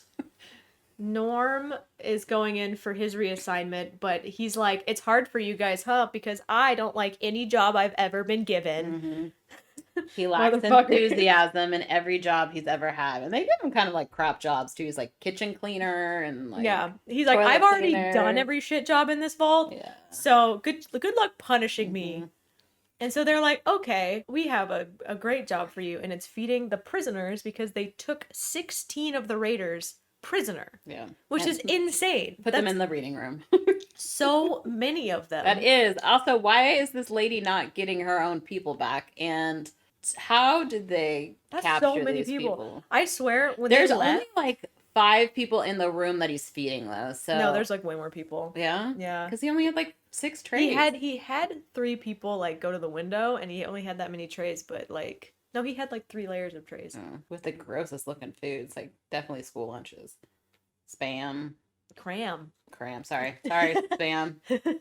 It cuts to Maximus bullying Thaddeus, trying to get him to climb a tree and get apples that aren't even there. They talk about, I was fighting a ghoul, is what Maximus is saying. And he's like, oh, did you kill it? And he's like, no, we have to follow the ghoul. And Thaddeus like, that's a great idea. And he pulls out this like radiation gun. So he's like, we can follow the radiation of the ghoul. And Maximus is like, yeah, I totally thought of that. Yes. So that's what they are. And then they find the headless body, and he's like, does this look like him? And Thaddeus takes the picture and puts it where the head's missing. And he's like, oh, that's definitely him. Absolutely. They know that they're trying to find a ghoul and a girl, because he talked about like, oh, I left the guy with the girl. Yeah. And then I was fighting a ghoul. And all that stuff. He's like, find the ghoul, find the head. So they're following the ghoul's footprints. And back to the ghoul, he is dunking Lucy in the water. Which you can tell that he's using her as bait, but Yeah. he's like, why are you torturing me? I don't have any more information Then for he you. goes on this tangent of like, studies show torture is not helpful, which is why I'm not torturing you. She's like, what? You're bait. And he keeps dunking her in and out of the water. And of course her Pip-Boy keeps going off because the water's yeah, she's gross. getting irradiated. So it works. The oxalotl whomper, what's it called? It's a gulper. A gulper? Which has these little things in its throat, and then you see close up later on, and they're like fingers. It's got fingers. It's so gross. So I mean, it's cute. It jumps but it's up. Gross. It jumps up to attack her, and she loses her shoe. Yeah, her shoe definitely falls apart. She throws his bag, the ghoul's bag, and then it like spits it out. And that's important because it like destroyed his inhaler stuff. But it gets away, and so he's pissed, and she's like, "Oh, sorry, I wasn't willing to be your bait." Mm-hmm. And then she's like, "I need the head back," and they just take off. But she says the line from the title. Golden rule. Why are you doing? You can't do this. He's like, "Why not?" She's like, "Because of the golden rule. Do unto others." And he's like, "Well, we have a different golden rule up here. Thou shalt be sidetracked by bullshit every goddamn time." Welcome to video games. So he ties a rope around her neck and basically is dragging her along. And she's like, "What about the dog?" "It's not my dog." And they leave the dog because the dog's still barking. So we're back. I mean, we've already talked about this scene with Thaddeus and Maximus again, where they talk about like what he's like. Tell me something about Maximus. Maximus says this to Thaddeus, and he's like, "Oh, he's a good worker." He's like, "Tell me something bad about him." And he's like, "Well, he's dead, so that's kind of weird." And then we find out that he was only beating him up so he wouldn't get beat up. Because hurt people hurt people. Yeah, so back at the vault. And he doesn't say anything about the Dane and the foot thing, though, so we don't... Yeah, nobody's talking Maybe we'll never know. Well, maybe we will. Unless it's Maximus, and we already know. Anyway, so we're back at the vault, and they're having a community meeting about what to do with those 16 prisoners. They're like, teach them Shakespeare. They want to integrate them into society in the vault, which is basically what the council wants to do and just convinces everyone else to do it except for Norm, who gets called out for scoffing and is like, why don't we just do what they would have done if we were their prisoners and just kill them? So him and like Lucy's pregnant friend whose husband died in the raid, and she only has one eye now, is like, abso-freaking-lutely, we should kill these raiders, but everyone else wants to integrate them. They just don't have an education back into They society. need to learn about philosophy, and then they'll be one of us. We also get a reference to Fallout 1 where the guy shows up and is like, the water chip is damaged and we only have so much water to last, so we're going to need to get a new water chip, which is the entire plot. Not the entire plot, but the first half of the plot of Fallout 1. We know that her brother goes into Vault 32 and they're all dead. Take their... If their thing isn't destroyed, I guess. Yeah, check there first. And then I guess you can't really take 31 unless you're going to go raid it. But obviously, we haven't even heard anything about 31. We heard that they're fine. The dad's there. They went and checked. Or the dad was from there. The council did when they talked to Norm. Oh yeah, they got the video. They talked to them. Yeah, so they're fine. So back with Maximus and Thaddeus, they're in the water. In the gulper water. And Thaddeus's radiation alarm's going off, but he's like, there's a big old monster in this water. And Maximus tells him to go get back out of the and water, hide. because he's got the suit. He's got the suit. He's going to take care of it. But he doesn't. And the gulper just like jumps. And Maximus is really good at standing there, mouth agape, not doing anything. And he also runs out of ammo. He shoots at it, but doesn't hit it at all. But Thaddeus shoots like a harpoon gun at it. And so it goes after Thaddeus. Well, he already has the thing in his mouth from the bait before, because she had the anchor tied to her. And it What do you think this gun is? A giant... I don't know. But it goes after Thaddeus, and it starts to eat him, and Maximus finally wakes up from his trance. Mm-hmm. And he's like, I gotta save him. And we learned from the ghoul that the gulper digests things very slowly, and it's just eating him alive. It's not like crunching on him. I don't think it has any it doesn't have teeth. any teeth. It's just trying to swallow It him uses whole. its like tentacle fingers to pull him deeper in, and so it's a game of tug of war. And then we could not figure out what happened. Maximus is trying to pull Thaddeus out of its mouth, but also we see the like axe or the anchors, whatever, and he grabs onto it and then starts being like, "Ha!" And you're like, "What is he doing?" And then the gulper eye like turns red, and the fingers, and then it just like spews everything out. Yeah, it dies. It vomits everything up, and they find not only Lucy's shoe, but that guy's head. Yeah, so now they have the head. And the dog. Because remember, the head goes, the dog goes. So we cut to Lucy and Ghoul Cooper in California. You get a pan shot of a bus. That's how you know. And you start seeing similar stuff from the beginning of the episode. It's a studio tour bus. Yeah. And, you know, she's like, "Please, sir, can I have some water? It's a desert." He, like, pours it on the ground. And he just drinks it in front of her and pours it on the ground because he's a yuck. Yeah. She sees a puddle, and she uses her Pip-Boy, and it's radiated, and so he says the line of the Ancient Mariner, the water everywhere, but not a drop to drink. Cool. And they also see a poster of, like, Vault-Tec with Vault Boy. Yeah, and she gets all excited about it, and then he shoots the Vault Boy in the head. And we find out why, because we cut back to the beginning, back when he was an actor on set. His second gig was basically being Vault Boy. Yeah, he became the face of Vault Boy. He's the live action Vault Boy. And this is where also you get the thumbs up idea was his idea. Yeah. So he poses in the Vault suit, and it turns out he was the inspiration for Vault Boy. All right. And that ends episode 3. Concludes that. All right. Next one. Episode 4, The Ghouls, which runtime is 49 minutes, so we're getting a little shorter. The tagline for this one is Death to Management, which will become important at the end of the episode. Yeah. So we start out with Lucy and Cooper Ghoul. And they are at the the West Side Medical Clinic. And they hear a guy say, my name is Roger. So the ghoul decides to go into the medical clinic to check it out. Turns out it's another ghoul that knows him, because all ghouls know each other. And he's about to go feral. He is also after the target because they need money in order to buy the drugs that keep them from turning. Yeah. He does tell Lucy that it's been 28 years since he started to turn into a ghoul, and so that's the whole thing that Ghoul Cooper threatens Lucy is like, he's like, "You'll be like me soon," or "You'll be one of us." And Ghoul Cooper decides to shoot Roger and to eat him. Yeah. He makes jerky, and he makes Lucy cut up his backside, his butt up. So, like, I know feral ghouls ate people, but I didn't know ghoul. Well, I guess anybody get your meat when you can to survive. I don't know. They're in the desert.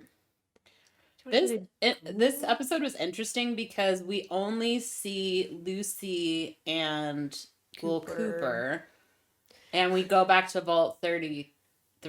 Yeah, those are the only two side stories. So no Maximus. No Maximus with Thaddeus. He'll probably be in the next one.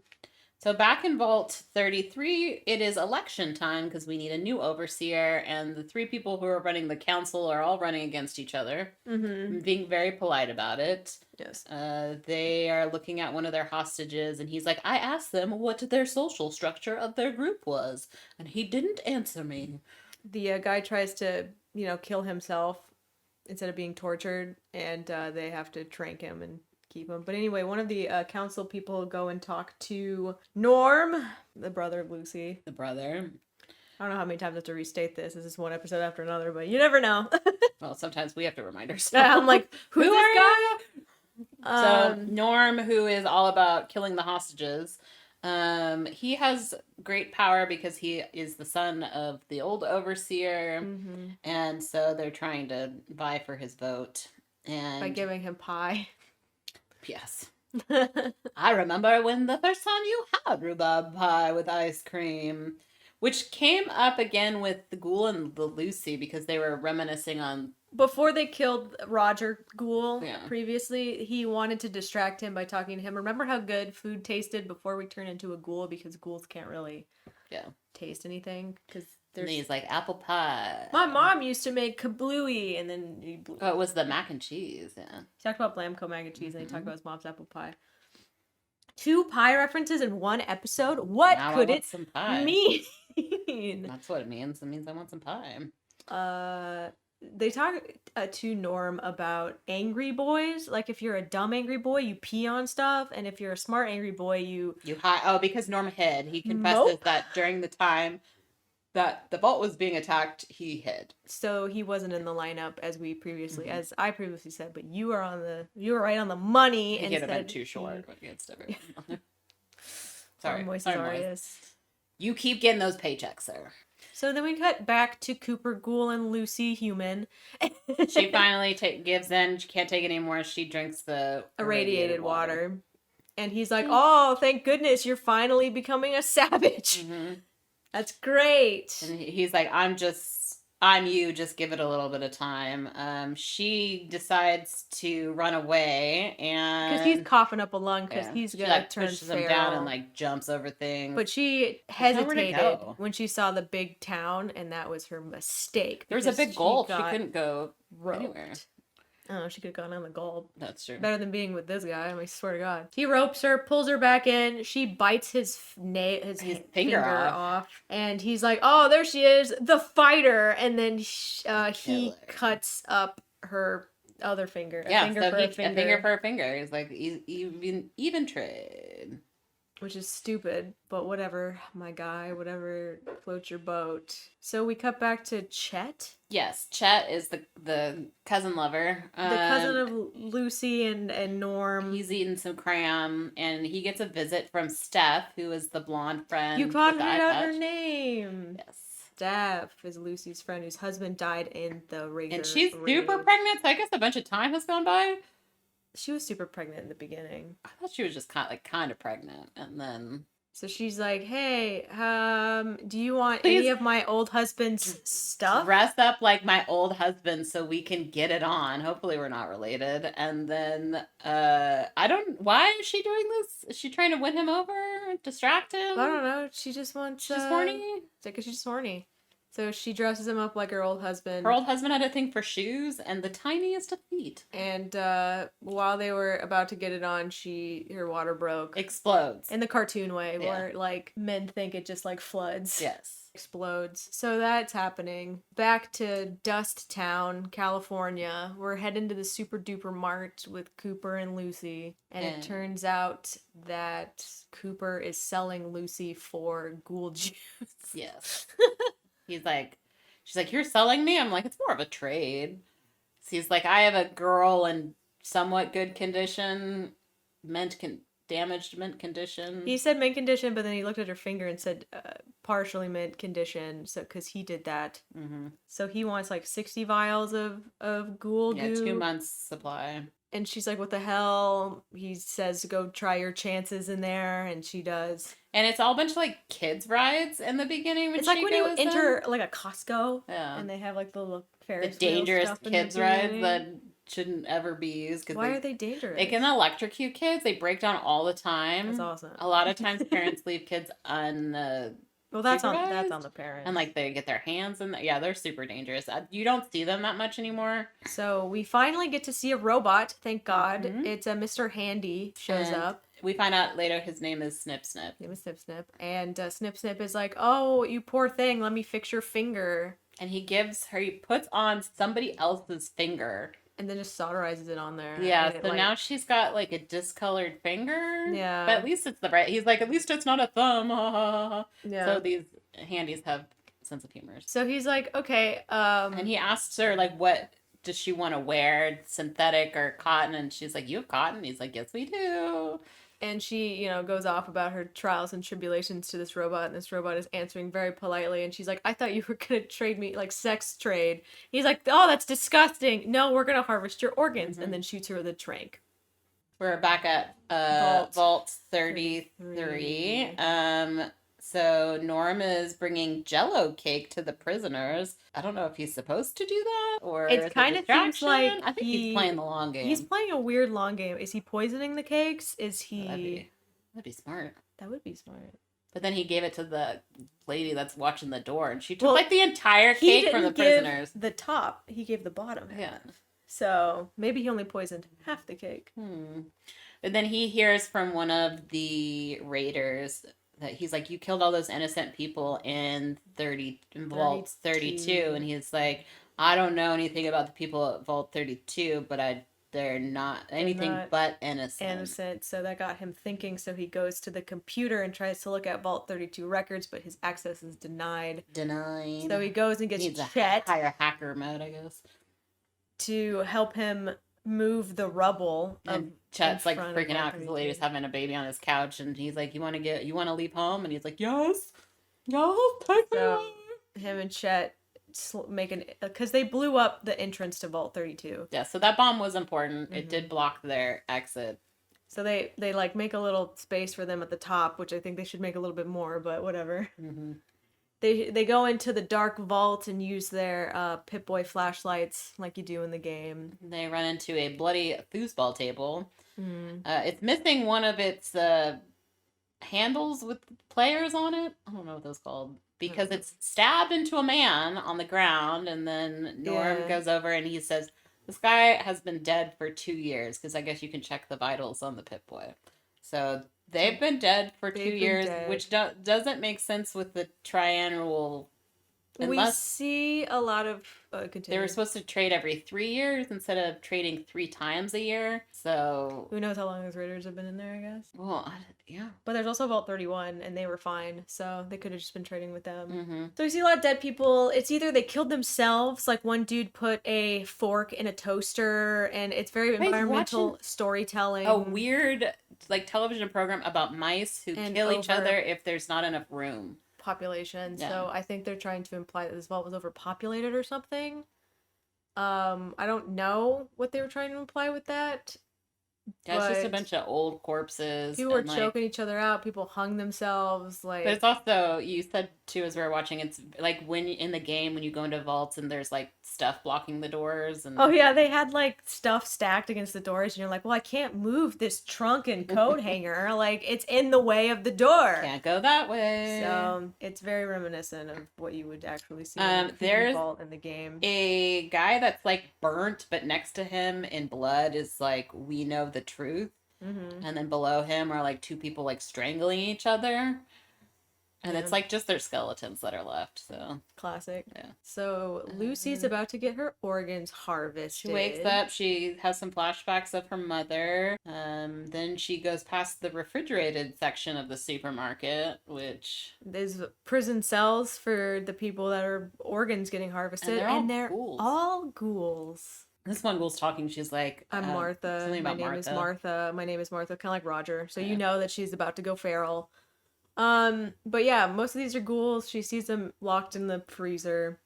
They go up to these 2 guys who are stoned out of their mind. They have all the drugs at the supermarket. Yeah, they're watching some program, and the Snip Snip, they're like, what's up, Snip Snip?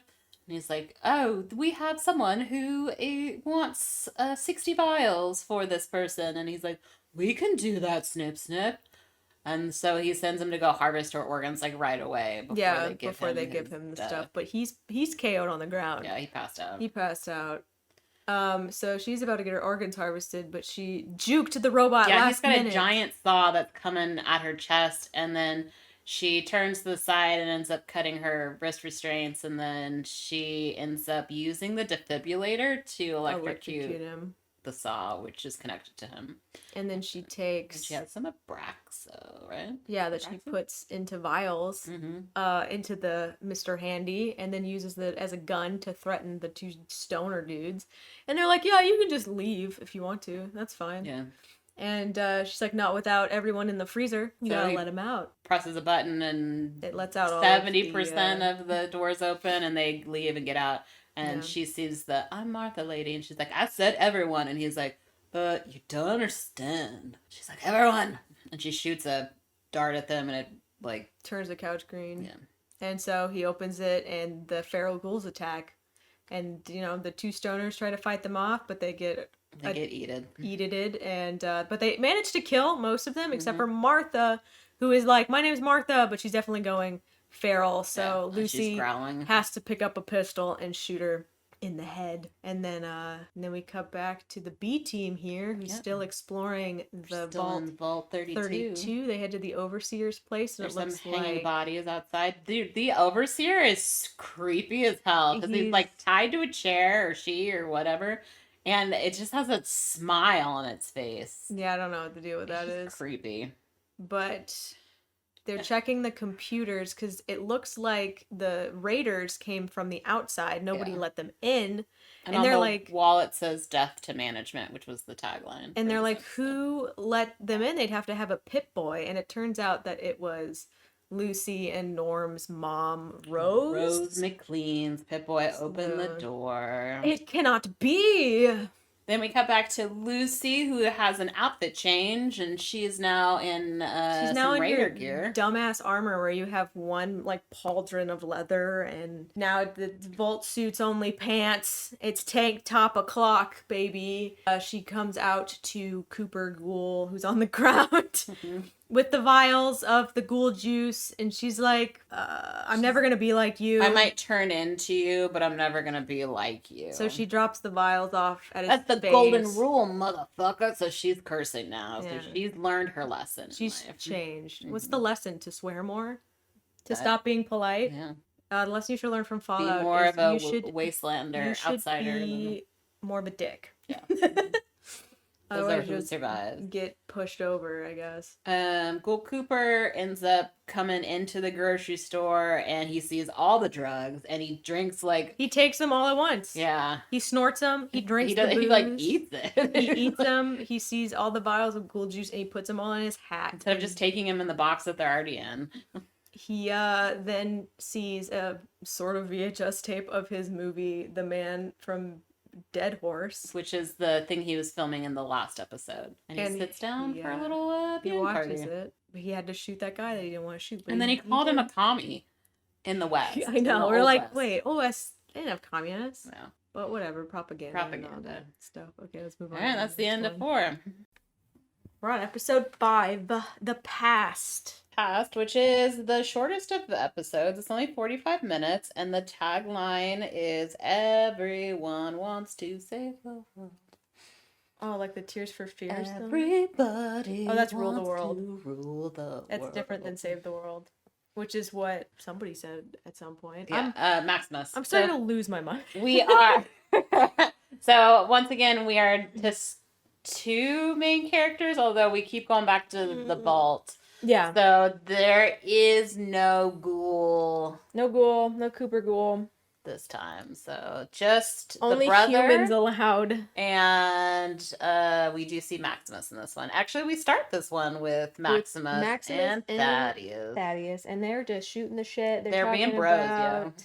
How cool it was, what they just did together. They're laughing. He's Thaddeus like, brand me. He's like, brand me. And Maximus doesn't really want to, but he does it anyway. It's like, it's late. He's like, do it. Fuck it, bro. Yeah. So he brands him, and then... he's like, oh, there's something I have to tell you. And he takes his mask off, and then Thaddeus freaks out. He's like, what happened to Titus? And he's like, well, he died. And we like, have to get our story straight, they're gonna kill you. And Thaddeus is not cooperating. He's like, yeah, so Maximus tries to grab him and like steps on him. And then Thaddeus has a key and he ends up like getting around him and takes out he takes his fusion cell out, so that means his power armor is useless and he's stuck in a T-posing state. And then Thaddeus is like, my head now, and runs off. Yeah, he takes all the stuff and he leaves. All the stuff in the head. And now bugs Maximus start to come. is stuck underneath were we in a sewer, an overpass? Yeah, it's kind of like in an bridge overpass. area. He's stuck in his T-pose and his suit. He's super sweaty. Then the roaches fly on him and start to eat his suit, and then they get shot at by Lucy. So Lucy shows up, shoots the bugs, and he's like... And then she vomits. She vomits, and he's like, oh, you have radiation poisoning. Well, first she asks, are you the knight from the thing, obviously? And he's like, yeah, that was she me. She saw his face before, though. But look at what she's been through. Experience, yeah. So she doesn't trust him at all, because obviously she's gonna have trust issues after this. And is like, I don't want to let you out of that suit. But he's like, I have Rataway. If you let me out, you can have the Rataway. It's like, otherwise you're gonna pass out and we're both gonna die. Yeah. So she eventually does it, and she has no problems at all opening the suit. She knows. She's seen the armor before. Well, she hasn't seen the armor, but she has the blueprints of them in the vault, and she's like, they're so cool. And they talk about the Battle of Anchorage, where they first use them, which is a DLC that you can play in Fallout 3. It's a simulation of the Battle of Anchorage, which is pretty cool. And then anyway, she passes out. Now we're back to... We're still in Vault 32 with Norm and Chet, and Norm's like... Chet's like, let's get the hell out of here. And they're like, there's one thing I want to check out first. And they go to the door that links them to 31, and there's a bunch of dead people trying to get in the door. And then on the wall, again in blood, which is the only writing utensil they have, I guess... is like, it's how do you storytell, dude? We know what they did. I think we know about the vault, something like that. There's some secret in Vault 31, and they know about it, and that's why they died. And so they're like, get out of here, and they're all dirty and stuff because they've been like in a dirty vault and crawling around. Chad's like, what do they ask us where we've been? And Chad's like, I'm gonna have a heart attack. Betty, who is one of the members of the council, was like, where you guys been? And they're like, oh, we're planting potatoes. Also, if Betty looks familiar to you, if you've watched it before, Betty was the blind lady in the Ryan Reynolds movie. Deadpool, thank you. She's the blind lady in Deadpool. So she doesn't really believe them, but she lets them go. Also, potatoes. Yeah, they said they're planting potatoes. Which was a thing in Fallout, obviously. Potatoes. It's like potato tomato, right? Something like that. Hybrid fruit. Anyway, it doesn't matter. Back to Lucy and Maximus. Lucy's getting her Rataway straight into the veins, and Maximus is hiding his defective power armor. With a bunch of, like, barrels of radiation. And Lucy is asking about the Brotherhood, and she comes up with this plan to work make a deal together. Man. I can track the head, and then once I get you the head, you can lend me some power armor people, and we can go get my dad, eh? Deal? Deal. They made a deal. Back at the vault, it's voting time. We're voting for the next overseer. We have 3 candidates, the 3 people on the council. And the guy's in line in front of one of the guys that's on the voting list, and he's like, I was going to vote for you, but then, like, all this stuff happened, so I don't know if I could vote for you. And the guy's like, that's fine, dude. Like, don't vote. Like, you don't have to tell me. Like, this is why we vote privately. You know how old people tell you who they're going to vote for, even though you didn't freaking ask? Okay. But it's like that. It's the old man is doing... I think this is the guy that was trying to teach Shakespeare to the Raiders. So he's super fun. He is playing the long game because he ends up convincing the guy that's running for overseer to vote for someone else. So for Betty, because Betty's been overseer before. So they just feel comfortable, I guess, with Betty. Yes, because all the things have gone to shit. Back to our Maximus Lucy team. Lucy's like, so tell me about the last 200 years of history, because I know like the 350 years up before until the bombs drop. That's about as far. And Maximus says something really weird because he's like, the bombs dropped when I was a kid. Mm-hmm. So we're confused about timeline. Something's up here. Something's weird. Well, then I guess we find out a little bit later. We'll find out later. Yeah. I think something is weird and something is up. So they don't really talk about it. And then they make their way to a bridge. And back to the vault. Norm is trying to hack in to find information. He finds out that all the overseers that they've ever have all come from Vault 31. Mm-hmm. Every single one of them. So and Betty's from he's Vault very 31. suspicious. But like he should know this because they have that phrase that they say. Yes. Like something vote 31. Yeah, when it's like all goes to shit, vote for. When all is not fun, vote for 31. That's not it, but you think we would know. We just watched it, but oops. So anyway, Betty wins. Betty wins, and we eat Jello cake. Yeah, why everyone keeps eating frickin' Jello cake? It's all we have, okay? Even Chet was we have potatoes why do people like Jello cake over apple pie? Well, I'll never know. But whatever, brainwashed via Jello cake. Went in a rut, vote for Vault 31. I don't come remember. to me eventually. Back on the bridge. Yeah, Lucy and Maximus run into these two other people who also want to cross the bridge the other direction. They have names in the subtitles. It was like Tess and Grit. Tess and Link and I don't know.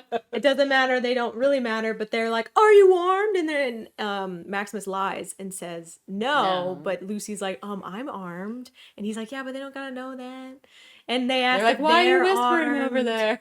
And the guys across the way are like, "No, we're not armed." And then Lucy comes up with this idea that she uses her charisma to and fails this check. Walk each person takes the side of the bridge and they have their hands up and they're shimming around the bridge at each other as they walk. The girl is like eyeing her Pip-Boy and then smiles and has the grossest teeth and like boils around her lips, and then the guy like pulls a weapon, and so Maximus takes Lucy's weapon and shoots them, but not before he gets shot.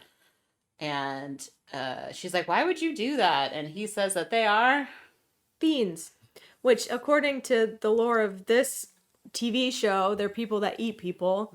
But I'm pretty sure they're just a bandit faction. I mean, they could eat people. They could. I don't remember that well, but I remember them being a faction that you had to go deal with at some point. So. And then she's like, "You're shot," and he's like, "Oh, it happens all the time." And he smiles about it. Yeah.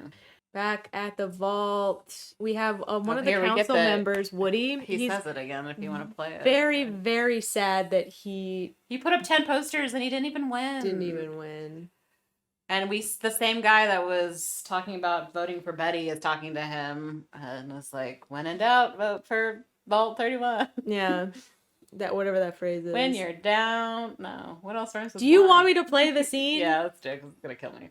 When things look glum, vote for Vault 31. Then we go see Chet and his vote for somebody from Vault 31 is the least catchiest thing I've ever heard.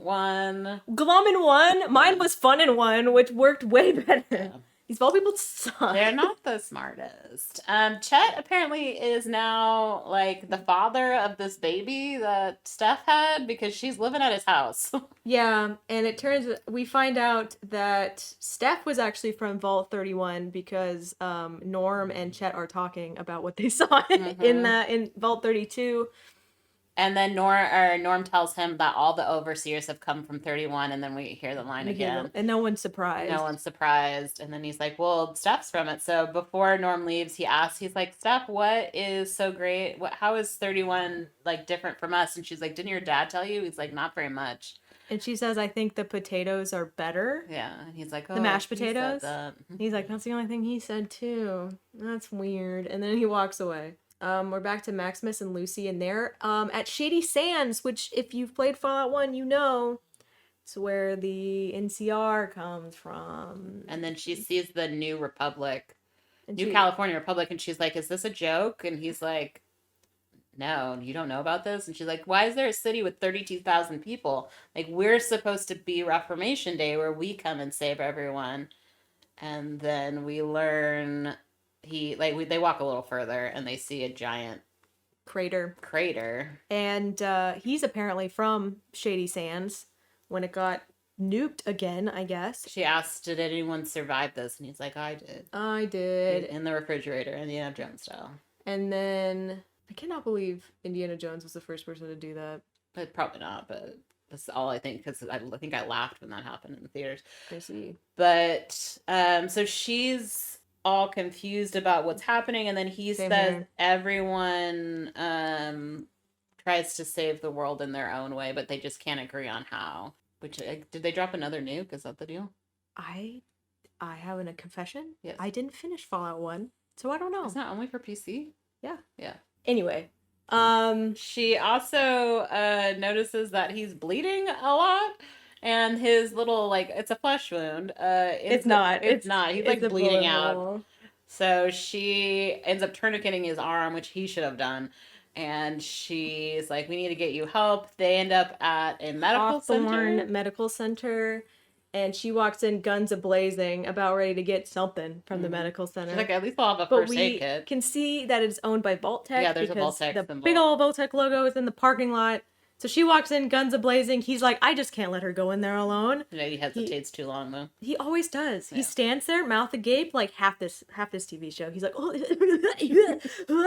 don't know. So he runs in, and she's missing. And he's the computers are on, and the lights are, like, pulsing. It's very spooky. If you've been any medical thing in these games, then you know. He sees the closet labeled medical supplies, and he goes in, and the door that's on the other side of it is like a poster. It's not a real door, because he goes to get the handle, and it's painted on, and he gets gassed. So he turns around, and he tries to leave, and he gets gassed. And then trap-doored. Yeah. A trap door opens, and he falls in. Very comedic. Mm-hmm. Back at the vault, we're having a meeting to discuss what's going to happen with Vault 32. So the entire Vault 33 is there, and they are going to go into the vault, and they decide that they're going to repopulate Vault 32. They're like, yeah, half of us are going to stay in 33, and half of us are going to go to 32, and they're doing a tour, and, like, everything is clean. Everything is fixed. There's no corpses. All the stuff that people used to kill themselves. The paint is still fresh, though, and there's some blood on the booze table, guy. Yeah. So they didn't do a great job in cleaning. And our boy Norm is having flashbacks to the corpse-ridden dark halls that he saw like 2 days ago. Toast in the toaster that someone just killed that himself extra with. Touch. Yeah. And so he goes to the overseer's office, and the only thing that's still busted is the computer that he used to check that his mom's name was on. Yeah. So the overseer, Betty, comes in, and he's like, great job cleaning up the place. Mm-hmm. And then he asks, what happened to my mom's Pip-Boy when she died? And Betty, dead-ass, looks at him in the eye and was like, me and your dad buried her with the Pip-Boy. And he doesn't, he's like, And she's like, And they both fucking know. They both look at each other's eyes. And she's like, you're definitely staying in Vault 32. Yeah, we'll have to see who gets put into 30, because then if all the overseers are from Vault 31, then it has to be Steph. It has to be Steph that is going to be the overseer of Vault 32, is our guess, but we'll find out. You'll find out very, very quickly. So Team A, I guess, Lucy and Maximus wake up on stretchers. And Maximus's arm is bandaged. And she gets up first and doesn't wake him at all, and goes to look at the window that's in the room. And then Maximus wakes up, and she's like, we're fine. We're with the best people. And they're in a vault. They're in Vault 4, it looks like. Yes. There's a 4 on the back of their But suits. Something's sketch, so we'll find out next episode. Okay. We're on, I don't know. Episode 6 is called The Trap. It's an hour long, and the tagline is, what happens when the ranchers have more power than the sheriff? Which is a line that Cooper's friend says to him in a bar. Yep. So we start with our boy Coop as he is filming a commercial, because this is in the past, when he was still doing acting stuff. He's filming a commercial for Vault-Tec where he talks about Vault 4, which, if you know, that's the vault that we saw at the end of the last episode that our other two protagonists are in. In current time, yeah. Current time. And it's full of scientists, is what he tells us. Then we meet this canoe of Bud. I think you're going a little bit too far ahead. Sorry. The people in the commercial are the Hawthorne scientists, which, if you know, that was the med tech facility that the vault was underneath, yeah. Something like that. So I thought that was interesting. But anyway, he's done shooting the commercial, and he meets Bud Ass Kiss. I don't remember his name. He calls him Buck, and he's like, "It's Bud," and he like has to introduce himself 4 times in this. Like, I was not paying attention to what Bo was saying either. Something about management and being in HR, he is R&D. HR, R&D, and it's all about sales is the future. You have to sell people on time and whatever. I was paying about as much attention as Cooper here, who... Well, Cooper already hates him because he was in charge of the tech suits that had all these flaws that killed people, and Cooper was like, yeah, I was in one of those tech suits, and a lot of people died because of those flaws, you douche. And so he's not paying attention either. He walks away to see his wife. He's like, let's get out of here, honey. And she's like, oh, there's an after party at our house for a commercial. He's like, what? So all of these. So we find out that the wife works for Vault-Tec. We also find out that he has a friend who is British who did the voice for the Mr. Handy robots. And didn't get paid very much. Cogsworth, yeah, he didn't get paid very much. It's like, we're all selling ourselves. That's all this is. We learned that he doesn't want to be in Hollywood anymore. He wants to go on a ranch and be a real cowboy. Yeah, it's the voice is the guy from like Things We Do in the Dark. Is that that guy? Yeah. He looks familiar. And then we go to present time. Present time Cooper after his big drug trip, which took 2 episodes. Yeah, and because he's been passed out this whole time. And these sheriff-looking dudes come in and find him on the ground, and he is like, "Who are you?" He's like, "We're with the government." So because he destroyed a legitimate business of organ donating, he's going to be taken into the government. So we're with Maximus and Lucy, and they're in a vault. They're in Vault 4. And Maximus, which now we see that there shows a picture of the outside of, which is a whole different building. Underground, then back up, I guess. Yeah. I don't know. They take out the projectile that was in Maximus's arm, and it was a tooth. So I guess that's where we find out where you sell your tooth to. That'd be fun if it was his own tooth. It turns out it's how would you tell? Yeah, DNA. But they have to be quarantined. So we find out Lucy's talking to this lady. I forget her name. I forget her name too. Rosie or something like that. And so this lady is like, oh, I'm not actually from a vault. I'm from the outside. So they let outsiders into this vault. That's interesting. We have a weird segment where this scene is so weird. Lucy's like, tells Lucy, like, you smell good, and then she says, "You want a bone or whatever?" And he's like, he doesn't understand what sex is because he thinks coming is like your gross pee-pee and your pee-pee exploding. And she's like, "Yeah, I think that's normal, guy." And he's like, "I can't. Like, that should happen. I can't have sex. Like, I'm a knight." And that was a weird conversation, but we pan out of that creepy room and we find out that the room they're in is titled Test Subjects. So you know something is super sketch, but you'll also find out something is super sketch when they're eating in the dining hall and the overseer a bunch of, like, picnic tables comes over to say hi to them, the new members of the vault.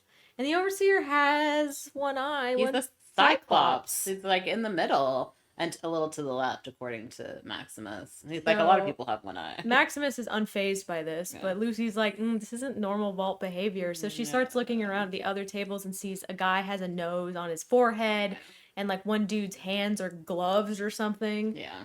And so she's super sketched out. Something weird. And the overseer was like, let me know if you can't flush the toilet. And also don't go into level 12. Yeah, don't go into level 12. It's foreboding. So we're back to Cooper, who is reminiscing of hot tub times with his wife. And this is when he talks about, like, let's move to a ranch to Bakersfield and we can own chickens. And she's like, haha, no, we have to get our family into a vault. She's like, I have this job. I need this job. We also know in this episode that they had a dog named Roosevelt. Yes. Which apparently Vault-Tec hates dogs. Vault-Tec won't allow dogs in the vault because dogs eat meat and I guess they just won't have meat. Yeah.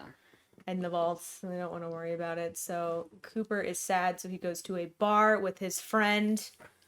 I don't know his name. He plays the derogatory Indian who always gets shot in all of his movies. And he's like, this sucks, man. And then we find out this is a very meta thing, and I don't know how Amazon signed off on this because Their Vault Tech is a $1 trillion company. Because they're talking about Vault Tech and that not has Amazon. a deal with the government that they'll sell the vaults to protect the people, but that only happens if there's a war, and so they have a fiduciary responsibility to keep the war going because the peace talks are stalled, and so there is this large corporation. This is where we get the tagline, like, what happens when the ranchers outnumber the sheriff? Then there's like basically like mob gang mentality where they're the ones that make the rules. Yeah, so we all know that Vault Tech dropped the bombs. You know. Anyway, he gives him this like card. Like, meet me at the Hollywood Cemetery at 4 p.m. if you want to do something about it. He has an argument with his wife over dinner about. This is where we find out that dogs can't be in the vaults, and she's trying to get them into a good vault because there's some bad vaults that we know of, and she knows of. And she's like, we want to be the overseers who are in charge of all the vaults, and I'm doing this for you and our daughter. And she knows that they're going to drop the bomb. Well, she also talks about when he went to war, that she was at home all the time waiting for that phone call about him being dead. And so she knows what it's like. So she's trying to be proactive in their life and make sure that they're safe and do whatever she can. Yeah. And she has a pre-Pip boy, too. They also talk about, like, Voltec's smartwatch. Pretty much hated. Yeah. Because he talks to his what they do in the shadows coworker, and about earlier at their party about how he's pretty much disgraced in Hollywood for doing these Vault Tech commercials. Yeah. Like, people won't work with him anymore because he's a sellout for Vault Tech specifically, and people hate Vault Tech, and they say that the people who hate Vault Tech are communists. Which is weird because they're like capitalistic. Yeah. Yeah, he's pretty much blacklisted from a lot of stuff because he does ads for Vault Tech. So that's why he wants to get a ranch in Bakersfield. And just escape it all. So Lucy goes to see the Overseer to see kind of what's going on. The Overseer grabs the wrong cup of coffee that has mold in it. The Overseer is very insensitive about the outsiders coming into the vaults. Yeah, he's kind of racist, but he's also... Lucy finds out, first of all, that her name on there is Goosey and not Lucy. And that the Cyclops is born in the vault. He's an original vault dweller. Yeah. And that it's their responsibility to take the sand... What is the... Shady Sands. Shady Sands. So he said we divvied up the survivors of the Shady Sands and we took our choice. Because his vault, they had a rule about taking in, like, outsiders. That was the rule was taking outsiders. He's like, how is it like being in a vault that you didn't have to do that in? Because they're weird. They do some weird shit. So he was being very judgy, but now I'm a team Overseer. He's being very judgy, but she was like, so my one question is what's on floor 12? He's like, that we get out can't of here. go there. And he's like, no, leave. Yeah. Meanwhile, Maximus is looking at his power suit like, yeah, they got my suit, but he doesn't have a fusion core to put into the power suit. So he asks somebody where their electricity is, and he goes in there, and he's about to steal the power core before the second in command lady that we talked about. I don't think her name is Rosie, but for some reason, feels right. Yeah, her name's Birdie. Played by Shireen Dabis.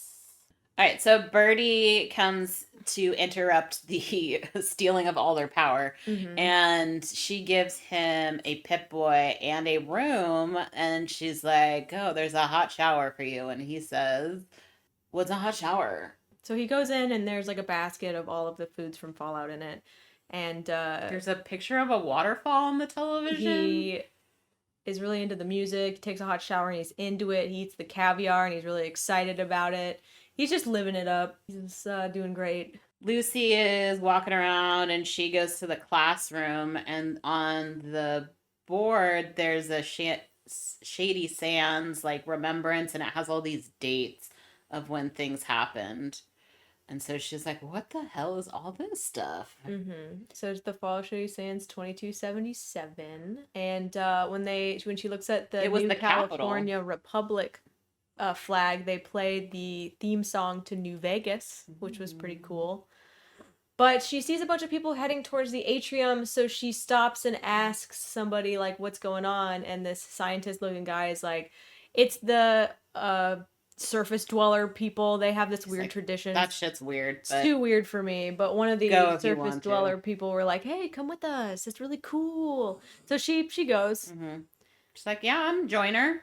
Learn new things. So exciting." So we are back to Cooper Ghoul. He takes them to the government, but it's spelled wrong. MINT. So you know this is legit. And in the room, all three of them. Yeah. So he meets up with a guy that he knows from the past. I forget his name.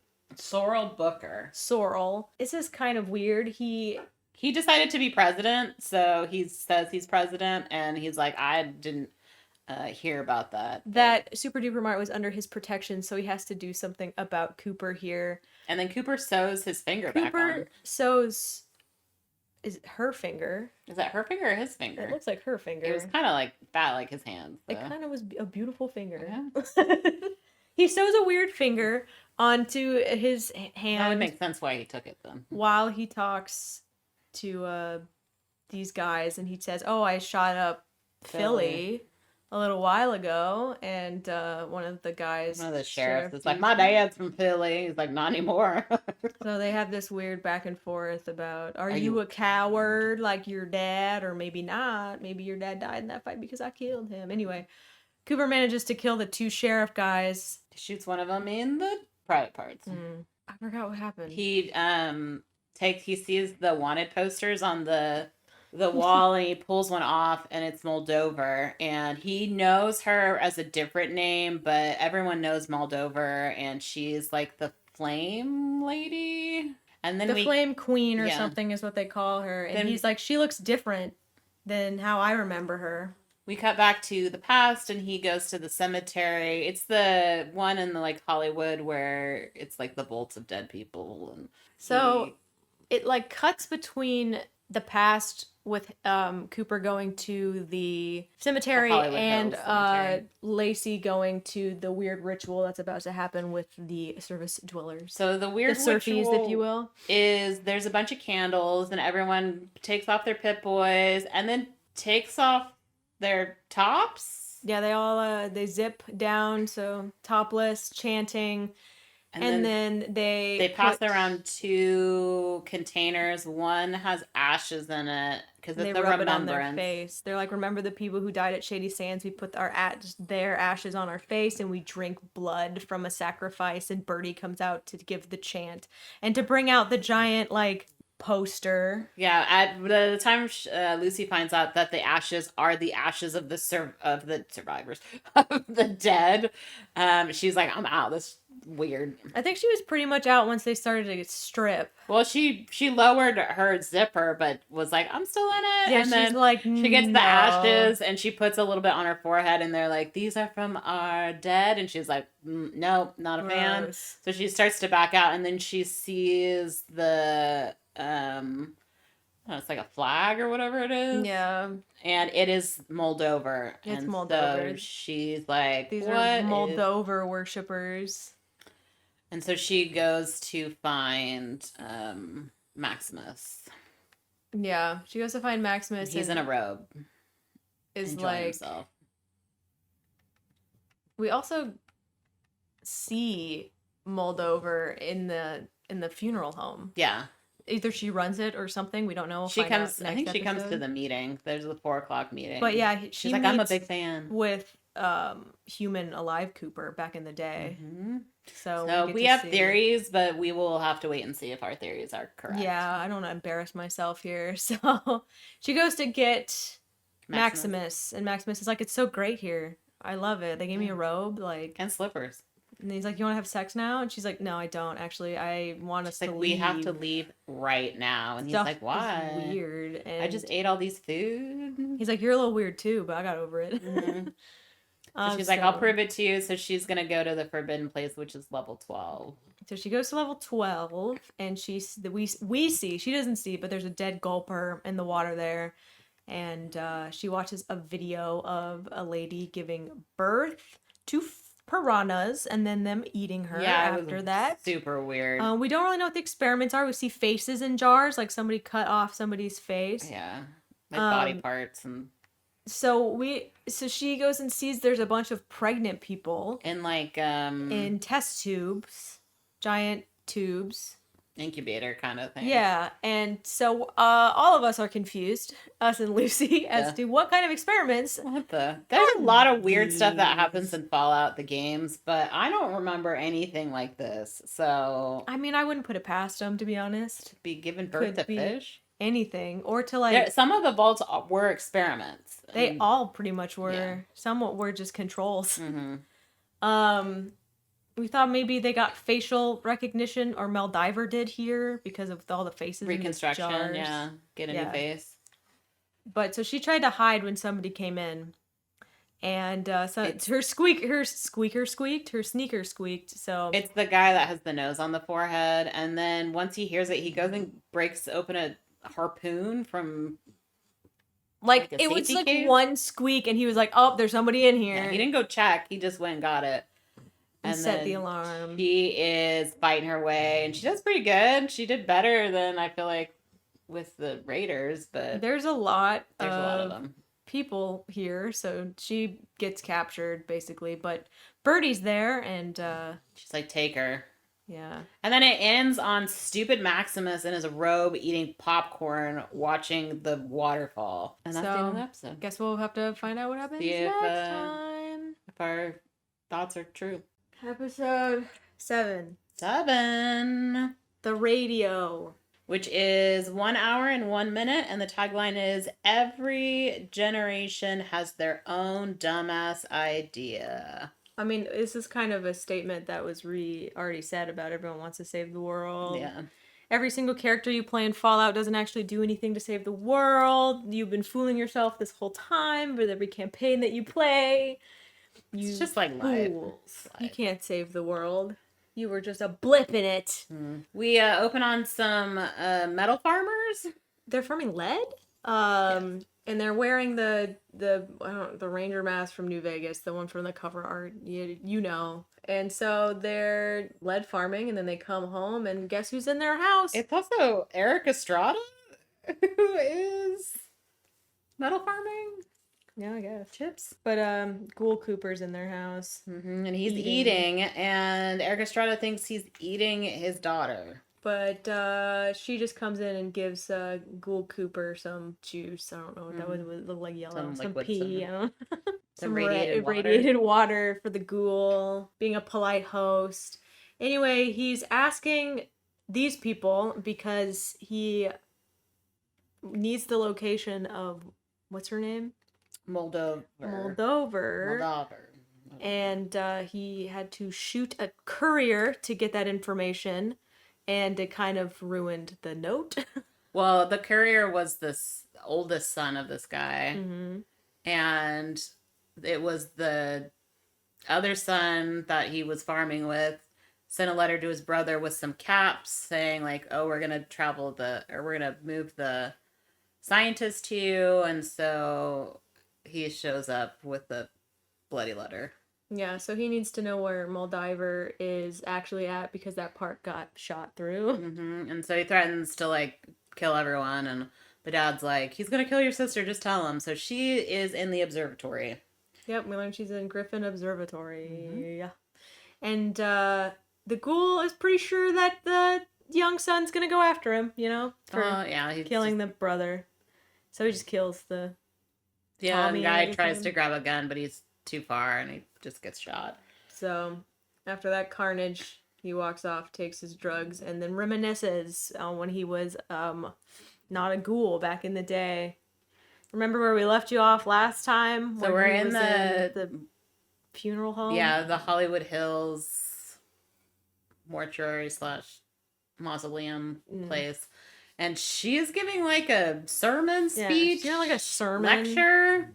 And he was like, "This is a bunch of bullshit." So he gets up to leave, and of course gets called out like it's a comedic routine. And then she's like, "I know about your wife." And he's like, "What'd you say about my wife?" And then I guess he stays the rest of the time because afterwards they have a conversation where she's like, "Oh, I work with your wife because I'm a scientist who was working on cold fusion, and the government didn't like this could in the war, but instead they put it on a shelf because they'd rather They have sold war. it, or Vault-Tec bought it from the government. All the companies she's ever worked for, they bought. Yeah, so she technically works for Vault-Tec, but she's not very happy about it. She gives Human Cooper a listening device and tells him to like spy on his wife. He's like, well, that's weird. But he keeps the listening device because he's a freak. At first, I thought he was supposed to put a listening device on her, but again, it's a listening device for the Pip-Boy specifically. Is what it fits like. In your ear, and you just have to link it. Yeah, your Bluetooth. It's for him to listen in on his wife, not for her to listen in, because she probably already knows all the secrets. So we're back to we're in Vault 4. I feel weird calling it present day, but yeah. Present storyline. Lucy finds out some information that's uncomfortable for her. At first she thought that the Vault people were the bad guys, but turns out the scientist family, the Hawthorns, which were originally in the Vault, they were the one experimenting on people, trying to make humans be able to handle radiation, so they would mix them with animals that can handle that. The Gulper was actually the Cyclops' great uncle Peter or something like that. Yeah, so they obviously failed and created monsters and all of these people with weird deformities. So the people from the surface have kind of just been helping and taking care of they're trying to help these pregnant ladies. Mutants from the Vault experiments who, as they, keep having kids, they keep getting mutated and stuff. But because Lucy threw like acid on the scientist or the nose guy, then she's in trouble. Yeah, she had caused violence, so they're gonna go punish her. So they put a bag over her head and march her to the atrium, and Maximus sees this. He's sitting there watching the waterfall, eating his popcorn, and decides to put the popcorn down finally, but it still takes a handful for the road. He has to do that Maximus thing, which is stand there and stare at a thing. I feel like they made this dude stare at stuff for way too long. Uncomfortable. I feel like this could be edited a little bit better because it's making him look bad, but maybe that was the point. Yeah. It's edited like a reality TV show. Yeah. Cut to Maximus just like chilling. You're like, get off your butt, Maximus. So finally we get to see what's up with Thaddeus, who, as you know, he was the squire. Stole the head and got stepped on. Maximus in his armor. He did get stepped on, and his foot is pretty gross. He ends up at Red Rocket gas station. Call out Fallout 4. Where you meet Dog Meat. Yeah, but he already has the dog with him because he has the head, and whoever has the head has the dog. Well, he ends up leaving the dog, which is 404, in a Nuka-Cola thing. He doesn't like the dog following him around because the dog tried to eat his toes. And... Yeah, his toes like falling off of his foot. It's gross. Really gross. He should have just left his shoe on. He leaves everything behind but the head and a radio. Yeah, and off he marches to try to get a radio signal so he can radio in for help. Meanwhile, Lucy's about to get her punishment. She's in the atrium. Everyone's doing this weird thing with their legs and clapping strangely. Yeah, it's cultish. The cult of 4. So they tie her up to this thing, and it looks like they're about to chop her They head also off. asked her before, the overseer asked what experiment was Vault 33, and she's like, what are you talking about? Yeah. We're not an experiment.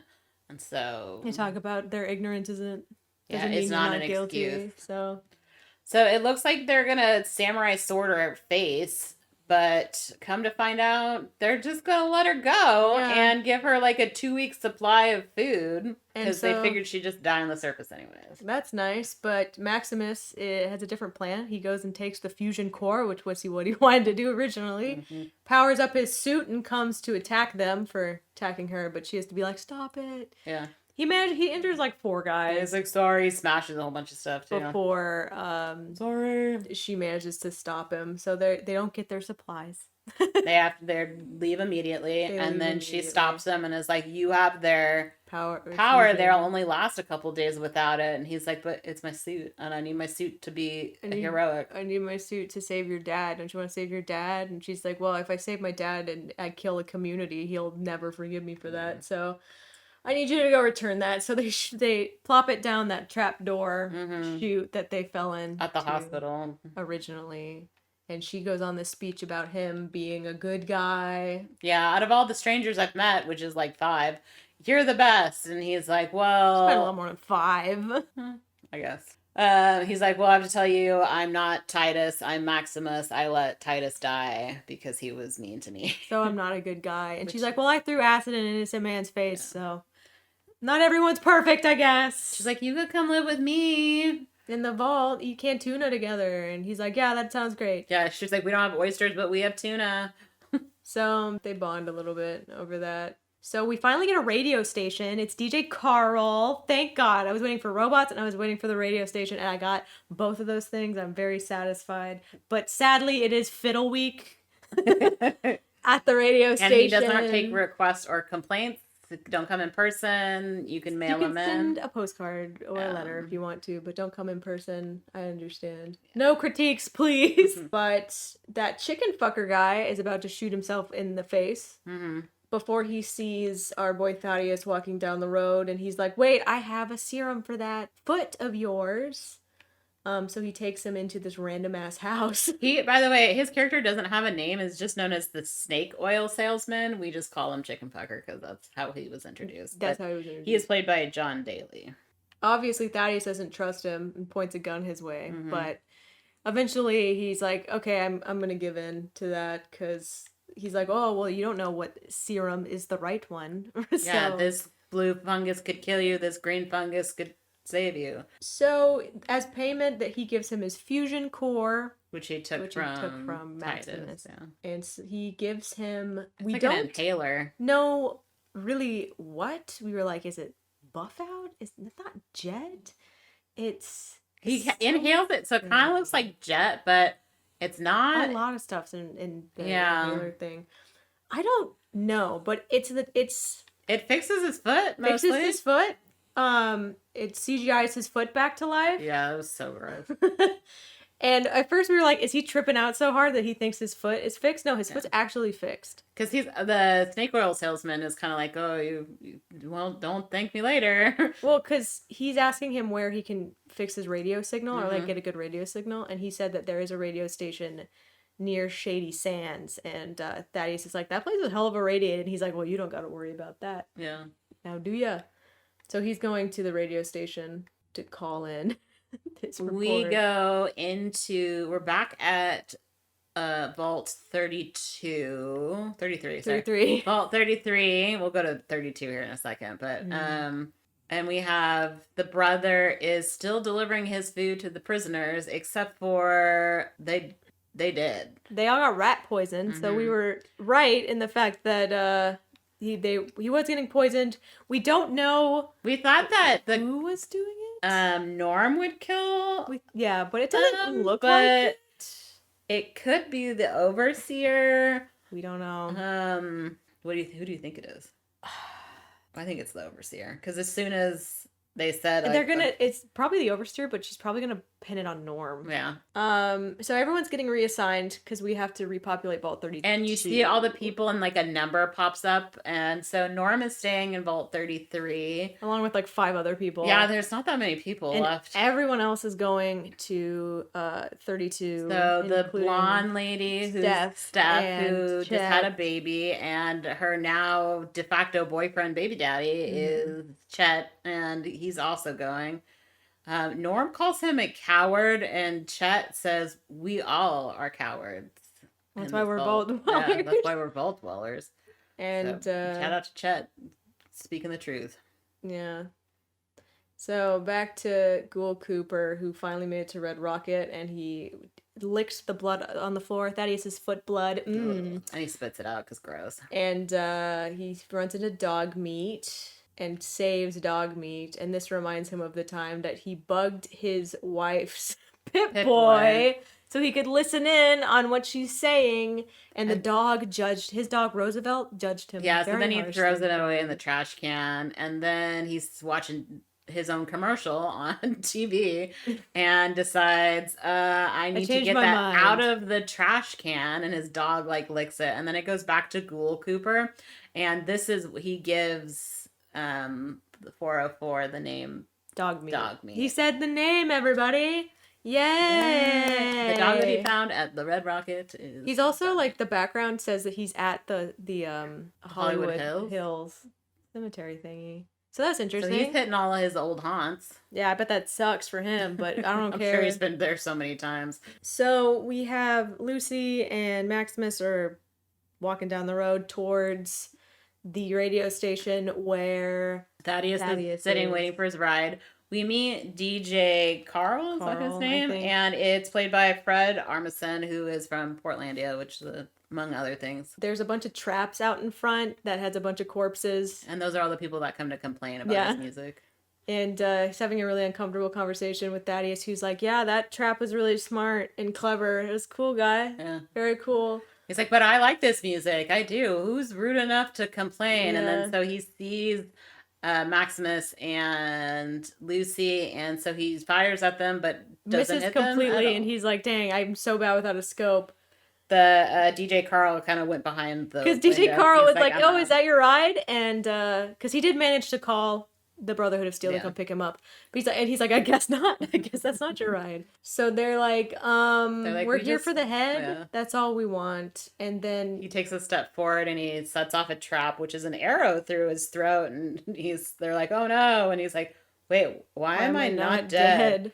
He goes to pull the arrow out and they're like, you should not do that. And he does it. And then his skin heals and they're like, oh crap. Oh, you're a ghoul now. He's like, what? And then when you hear the chopper and he's like, the Brotherhood can't find out I'm a ghoul because then they're just going to kill me. So he gives the head to Maximus and Maximus is like, I'll stall them. You have time to run. And he's like, okay, cool. And he's like, nice to meet you, Lucy. And then like runs away. So yeah, I guess you can take a serum and become a ghoul. I didn't know that. Yeah. Fun facts. He picks up one of the other heads. Oh, I like his line where they were like, because Lucy's like, aren't the Brotherhood the good guys? It's complicated. And Thaddeus is like, they're a complicated organization. Yeah. And that's very true. Lucy's gonna take, she's like, oh, I can't give the head to the Brotherhood because I need it to bargain. So Maximus picks up another head and gives Lucy bargain. Maximus picks up another head of one of the complainers and he meshes it up a little bit, and then he gives Lucy the head she needs so that she can get her dad back. And then she's like, no, you're supposed to come with me in my vault. And he's like, you have to get out of here. He's giving her time as well. And she's like, come find me. And then on Vault 33 they kiss and so does their heads. Their heads also kiss. So Fred Armistead watches. Yeah. So she runs off, and he's about to get picked up by the Brotherhood. And which is going to be weird, because he's going to have to explain that he's still alive, and Titus is dead. Off while we head back to Vault 33/32, because so they're getting divided up into the two. They don't have a lot of people already. Like in the commercial there, when they were talking about vaults, they said 200 people, but I don't think we've ever seen a vault with that many people. I guess a lot of people died over time. Yeah. Maybe it was. Well, you have to do population control too. So look what happened with 32 or whatever the heck happened with 32. And a lot of people are going to Vault 32. One of the guys is like, no, I don't want to go. And then it's the guy, the council member, Woody, that put up 10 posters. Get elected last time. I was sad about it. They're all leaving to go to Vault 32. And Betty elects Steph to be the overseer because she is originally from Vault 31. And in order to be an overseer, you have to be from Vault 31. Chet and Norm look at each other like, yeah. They give him eyes like, ooh, no. But Norm takes this opportunity to kind of run off early. Yeah, he goes to the overseer's office and he hacks the computer. With an actual hacking mini game. Yeah. The password is what, like... Overdone or something? Overcooked or... So he starts a chat message with the overseer Betty? of 31. And he says he's been compromised, and they say go to Vault 31. So he hustles over there. The door's closed, so he just says hello. And it leaves us in suspense for the next episode. And then he walks down, and you hear a mech suit is what it sounded like. It sounded like a mech suit. It also said it was playing circus music. Yeah. So I'm very excited to see what the last episode of this show is. One more. Okay, so last episode. Which is really weirdly called The Beginning, but it tells us about the beginning, so that makes sense. This is the 8th episode, so the last. It is an hour and 2 minutes. And the or the synopsis of this is just war. ... They're gonna say war never changes. Yes. They're gonna say the line, take a shot. Twice. So that's 2 shots, baby. Let's go. It's about freaking time. They said it, I guess. So we're gonna start with Maximus on the vertebrate, as we know he just got picked up. At the end of the last episode, he was Thaddeus had radioed in, so they picked him up. So he's got a head, and they're talking about they're shooting the shit in the copter about how they went against the civilians, and there's a sign that says Philly, and so the Brotherhood took over the entire town of Philly. Yeah, and their flag is up, and their head knight is at the top of a large set of stairs. I forgot what the guy in charge of the Brotherhood is called, but yeah, he's on top of stairs like a king. His name is Elder Cleric Quintus, and he's played by Michael Christopher. So the big wizard is on the top, and we're gonna show him the head, which smartly Maximus destroyed the face of. Right? But the hair doesn't even match. But the poster was black and white, so it doesn't matter. So he's like, "Here's your head, my lord." Dane, our friend from the first episode, is there and takes the head, and they deliver it to the elder. And the elder's like, "Where's the thing on the neck? This is wrong. Yeah, kill him." We also find out at this moment that Dane hurt themselves. Yeah, the razor blade in the boot was Dane's idea because they were afraid of going to the wilds. Yes. I think is what they say. So they tell the big wizard statesman, like, "Hey, because they're gonna kill Maximus. Don't blame him. I did that. Like, I did the razor blade thing. Like, he's not actually a bad guy. Just give him another chance." He also had to tell them that he's like, "I know where the actual head is. I'm sorry I lied to you. Oopsie. Yeah. I can take you to the head right now." And so the Grand Wizard is like, "Okay, fine," and talks to him about privately. He wants to take over the Brotherhood and start his own Brotherhood. Yeah, Brotherhood 2. Mm-hmm. So he's like, "Join me, and together we can become powerful together with me as the ruler and you as the guy next to me with a sword that intimidates people." Also, because Maximus told him that Titus died running because he was a coward. So, boom. Fuck you, Titus. So, finally, Lucy makes it to the observatory where Moldaver is, and she has the head. And it's supposed to be her bargaining chip, but this is a real bargaining chip weird situation because she takes the head with her in there and just plops it on the dish. So she walks in and sees everyone's happy. There's kids running around. They're growing corn. There's ghouls living amongst everyone else. Yeah, there's also a ghoul that's like, "Hey, I recognize her." It's probably because she looks like her mom. And she's also wearing a vault suit, which her mom also did not change out of. So she's very confused. Go back to Ghoul Cooper, who's going to have another flashback about spying on his wife. So he took the listening device out of the trash, but he has to be close to her, so he drives her to work after he messes up changing the oil in her car. And we see that stupid Bud guy again. Bud is the weirdest car I've ever seen. He opens the top half of the car and gets out of it. It reminds me of the car from the book, The Roadside Picnic. That weird 2-side car. Just the way that they explained it. Because it's a one-person car. I don't know. It was weird.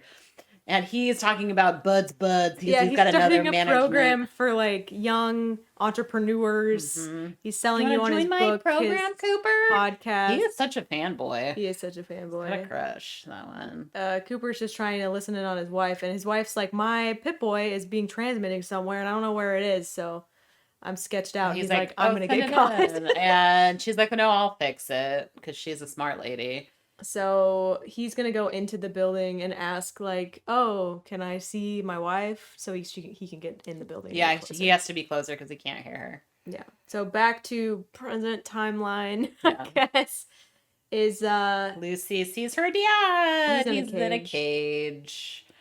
And dude, so Moldaver's there sitting next to a ghoul, and you hear the ghoul first. Yeah.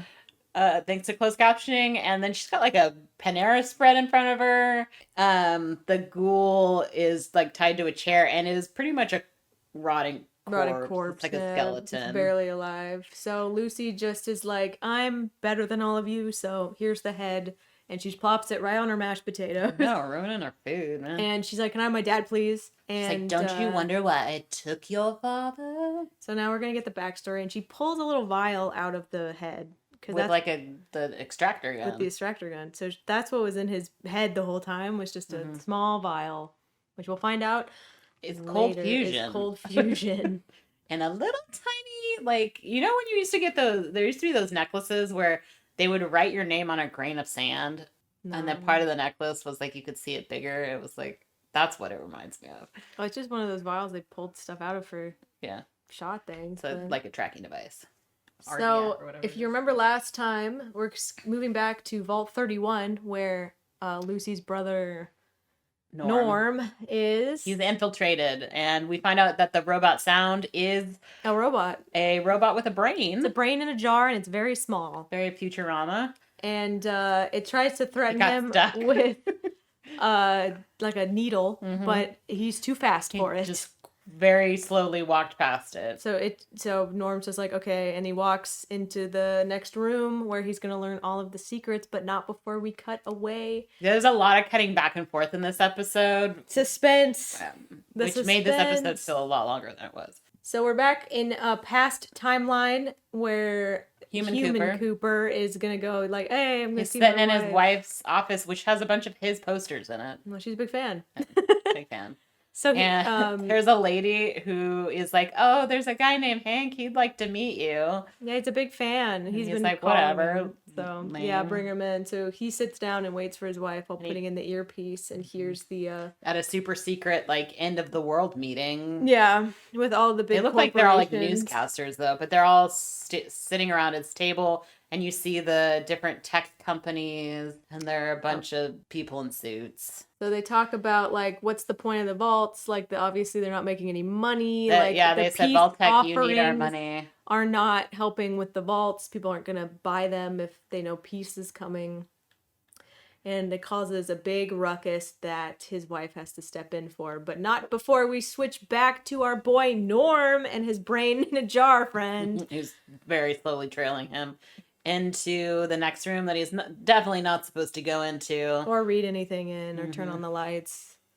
But he does anyway. And he's about to learn the secrets. I hate this jumping back, so we're just going to talk about it. Yeah. Which timeline would you like to talk about first? So let's talk about Norm and the brain in the jar. So Norm's going in there to see why every single overseer was from Vault 31. Well, it turns out that everyone in Vault 31 worked for Vault Tech in the past and have been cryo-frozen. Buds. They're buds, as he was talking about his younger entrepreneur group. Yeah, there's a couple of things that are empty and they have the names on it. Like they have Hank McLean. Is that their last name? McLean. Or whatever. Yeah. And Betty. And Betty from the, and Steph. Yes. And all that. So, which we don't see Steph. We see Betty and we see Hank. We don't see Steph. No. Unless we missed it, which we could have. But yeah, so the brain's like, I guess the jig is up. And then the door closes and he can't leave. He can't leave. He's like, well, I guess you have to wait until Reclamation Day. He's like, that could be hundreds of years from now. And he's like, yep. So you better go in your dad's pod and take a little nap. Because there's no food in here except for the bugs that somehow get through. And so Norm is like crying. Yeah. He doesn't really know what to do. I think he should have just opened them all up. He might. We always see him do his walk forward. Yeah, and he's so we don't really know what he's going to do until next season. And that's it for old Normie. That's it for old Normie. We're done talking about him. We're going to move back to past timeline with Cooper's wife. And this is where you get the explanation of why those people are in Vault 31. Because she is just like, I'm tired of all of these governments causing all of these wars. So I have a plan. But in order to get my plan situated, we need your guys' money. And so we're going to give you guys some of our vaults. And you can experiment. We won't ask questions what you do in your vault. Yeah. But, and then, of course, they're like, kicking ideas, and they're all stuff that they're all actual vaults from the games Yeah. that they're kicking ideas out of. So we could separate children from their we parents. were pretty right about Fault 31, 32, 33, where one was overpopulated, one was underpopulated, and we're seeing how that worked out. Once Cooper hears his wife say, "We're planning on dropping the bomb." Yeah, so she's talking about you can do whatever you want, and he's like, well, one of the guys says there's not going to be a need for a vault if there's peace, and she's like, oh, well, we can solve that problem, and she straight up says we're going to drop the bomb, and her husband is like, what the fuck? So that's because again he's fought in the war, and so she's like, I don't want to put it up to basically, this whole thing on Earth has been an experiment anyways, and so we're just going to wipe everything clean and get rid of everyone, and then we're going to restart in 200 years, because they even ask, they're like, there could be people still alive, and so Bud's big thing is time is the thing that ends all, so he's like, given enough time, there won't be anything left. So after a couple hundred years, there will be nothing left. Which and we know is not true. And repopulate, yeah, because, I mean, Jurassic Park, life finds a way. So yeah, Jurassic Park. We do get interrupted as Cooper is listening. Betty comes in. Betty, from the vault? Overseer Betty comes in. She was like the secretary for his wife. And she brings in Hank, which they shouldn't have shown. Did they call him Hank the whole time, or did they call him Overseer McLean? I think he says Hank McLean. I think every once in a while they'll say Hank, but it was like early on. Yeah, and so they bring him in and they CGI'd his face to, I don't know what. To look like the guy from Twin Peaks. Yeah, when he was younger. Peaks. But he doesn't look the same as he did in Twin Peaks. He gets the smooth face Snapchat filter put onto his young face. It's really weird. He talks about his movies. Meanwhile, Cooper's having like a moment because he's listening to his wife saying that she's going to destroy the world. Yeah. So he's like, nice to meet you too. And he says that there's a line in Spanish that they say like 4 times in the series. Yeah, I'm not paying attention to that. But yeah, so Hank, the assistant to Cooper's wife, is Lucy's dad. And Norm, I guess. But we're not talking about him anymore. His storyline's over. He's the one that he did the real work, that kid. He did do a lot of work, and he had to work alone, really. Chet. Loser. Maybe Chet will come save the day. While this is going on, Moldaver, what's the hell's her name? Her name is Moldaver. Moldaver. Moldaver. Bring that head on right over. Yeah, okay. Moldaver is like, you want to know buttons about your dad. Yeah, how I know your dad. How I know your mom. And your mom. So now we have to have this whole revelation happen to us. This also gets everything is cut up because then we go back to the Brotherhood. But we'll worry about that later. So Moldaver tells the story of Shady Sands and I Met Your Mom. Her mom. How I Met Your Mother. Yes. She discovered that water was being siphoned out of the vault, and so this was Lucy's mom. Smart lady. Lucy's mom discovered Rosie? I think it's just Rose. Rose. And she was like, oh, people are living outside. So let me take my children because my husband is a liar. And she takes the kids, which we never see the younger kid. We just see her. Yeah. And she takes them out and they end up at Shady Sands. Where there's this nice community. It's like a utopia looking thing from there's a trolley. Well, I mean, it's Lucy's memory too. Yeah. Right? Of what it looked like. There's like a trolley and electricity and it's all great and grand, which is not how I remember Shady Sands from Fallout 1, but who knows? It could have upgraded by now. And it's kind of a shithole, but it's fine. Isn't everything in the apocalypse? Maybe it gets better. Yeah, so she knows her mom from Shady Sands, but then the dad came after them and took the kids back. Yeah. And nuked Shady Sands.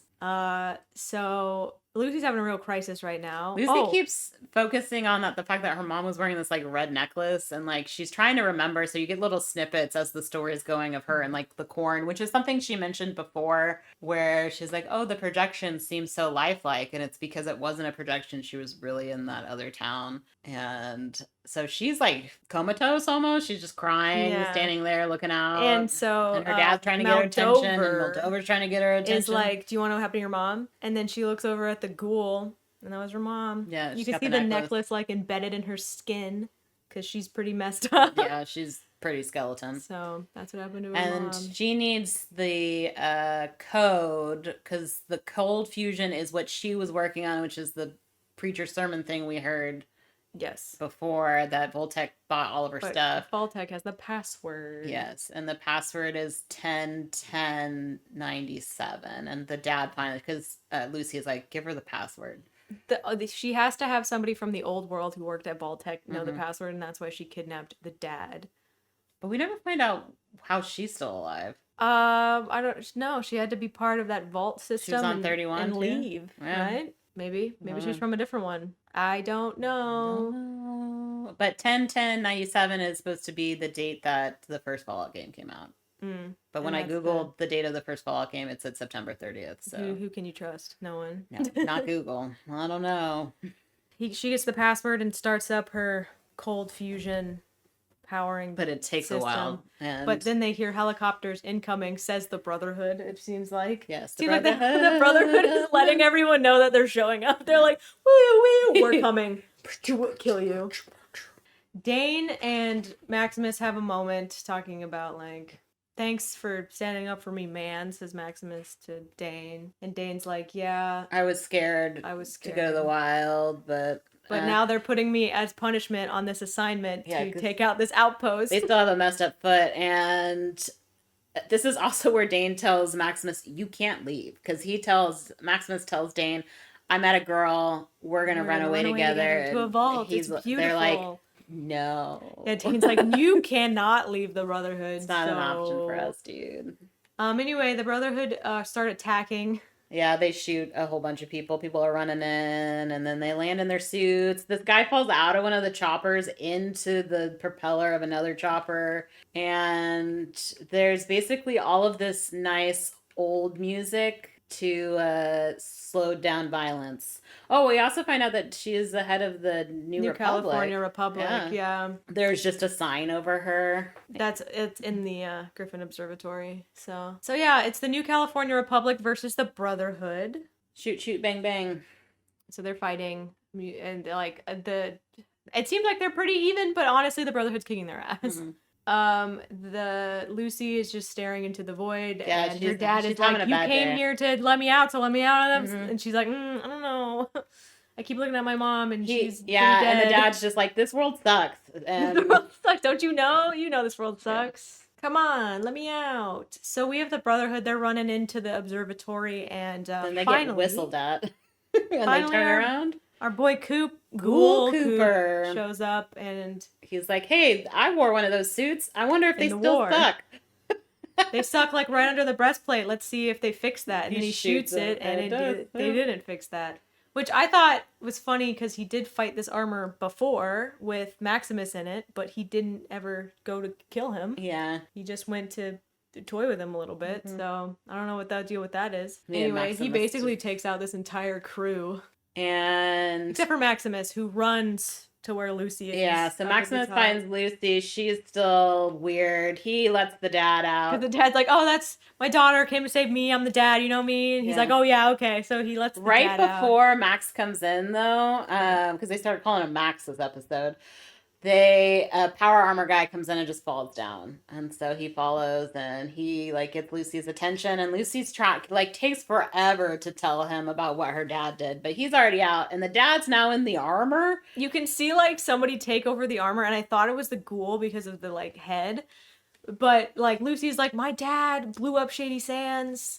She's like, I'm sorry. Maximus is from Shady Sands, as we know. So he's like, ooh, I'm gonna have to kill you now. What if they played together as kids? But, maybe. Lucy's dad, Hank. I don't want to call him Lucy's dad all the time. Hank. Just freaking grabs Max and he throws him. Yeets him, and then he's, unconscious, and Lucy points a gun at her dad. And he's like, you're not gonna hurt me. You're my daughter. You're not gonna hurt me. And she's looking at him for a very long time with I'm definitely gonna kill you, dad face. But she hesitates too long that Ghoul Cooper has to come in and maim him a little bit. He shoots him in the cheek, and then they have the confrontation of you used to do my wife's dry cleaning.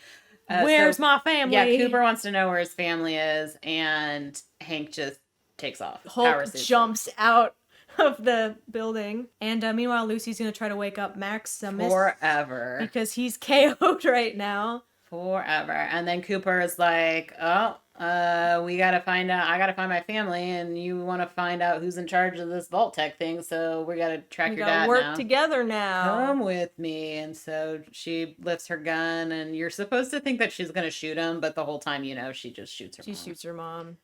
And she could not wake up Max, so she just kind of leaves him there. I'll find you. And she joins Cooper on the season 2 adventures. Meanwhile, they use the same shot, the same CGI shot of cold fusion that they use like 3 times to show you it's working now. And yeah, she had to press an extra button, and so because she waddled in and like presses a button. Meanwhile, all of Los Angeles lights up too. Yeah, this is when Maximus finally wakes up and realizes that Lucy left him alone there. Moldaver is now holding hands with the dead corpse of she's like, Lucy's we did mom. it, Rose. They were either BFFs or more than that. Yeah. Who knows? That's why the dad was pissed. So if I can't have you, no one can. She dies in that chair. She talks to Maximus though. She says about the Brotherhood. What would the Brotherhood do with infinite power? And it's nothing good. Then she dies, and Dane and company comes in, and Dane's like, "Oh, you killed her," and he's like, "No." But Dane don't care. Dane's like, he killed her, everybody. He's the hero of this mission. Future Knight. Yay! My bad. And meanwhile, Maximus is having a crisis. Yeah, he's like, what the hell's going on? So we end with Cooper and Lucy leaving with the dog. So Dogmeat is hanging out with them. Classic groupie. We can see... the Hollywood sign, and then it's... sponsored by Nuka-Cola. We see the dad, Hank, walking in the desert with... a Deathclaw skull on the ground because he's going to New Vegas. And that's the very, very end. He ends up at Vegas. And I'm pretty pissed about that, if I'm being honest. I don't like the idea of referencing the game, like New Vegas as a game. Though? It doesn't matter because whatever decision that your character made in New Vegas, I don't know if this show is canon or not. Whatever, Fallout's canon's kind of like all over the place, let's be honest. Especially now with the Bethesda takeover, it's very different than what it used to be. But it's because it looks like New Vegas is destroyed. So let's say you sided with House. How are they going to explain away House? You sided with Caesar. How are they going to explain away House? Are they going to talk about your character? They have to talk about Mr. House. It's New Vegas. He's like the guy. Are we going to talk about all the other things? Like, it's like the most beloved one of them all. Gotta be honest. Gotta be honest with you. Everyone loves it. It's kind of risky to do New Vegas. And I'm afraid that they're going to be like, this is definitively what happened to New Vegas in New Vegas. And it's going to kind of ruin your game. And that's why I'm not very happy about season 2. Maybe it'll make you want to pick it up again. Just like, okay, I kind of Optimist. Need to pick up all in all, though, it's a good show. It was a good show. Yeah, I liked it a lot. If you haven't played it, I think you'll still get a lot out of it. And maybe it'd make you want to play it. There's definitely a lot of Easter eggs in there. We did not touch on like half of them. But yeah. I would be interested actually in season 2. I do hope. I probably will get picked up. It's been pretty popular recently. Yeah, it's gonna definitely get picked up. I'll watch season 2 just to see. I'm worried though. We'll see. Can't keep it up for long, can it? I don't know. They'll surprise us before. They'll surprise us again. All right, until next time. Goodbye.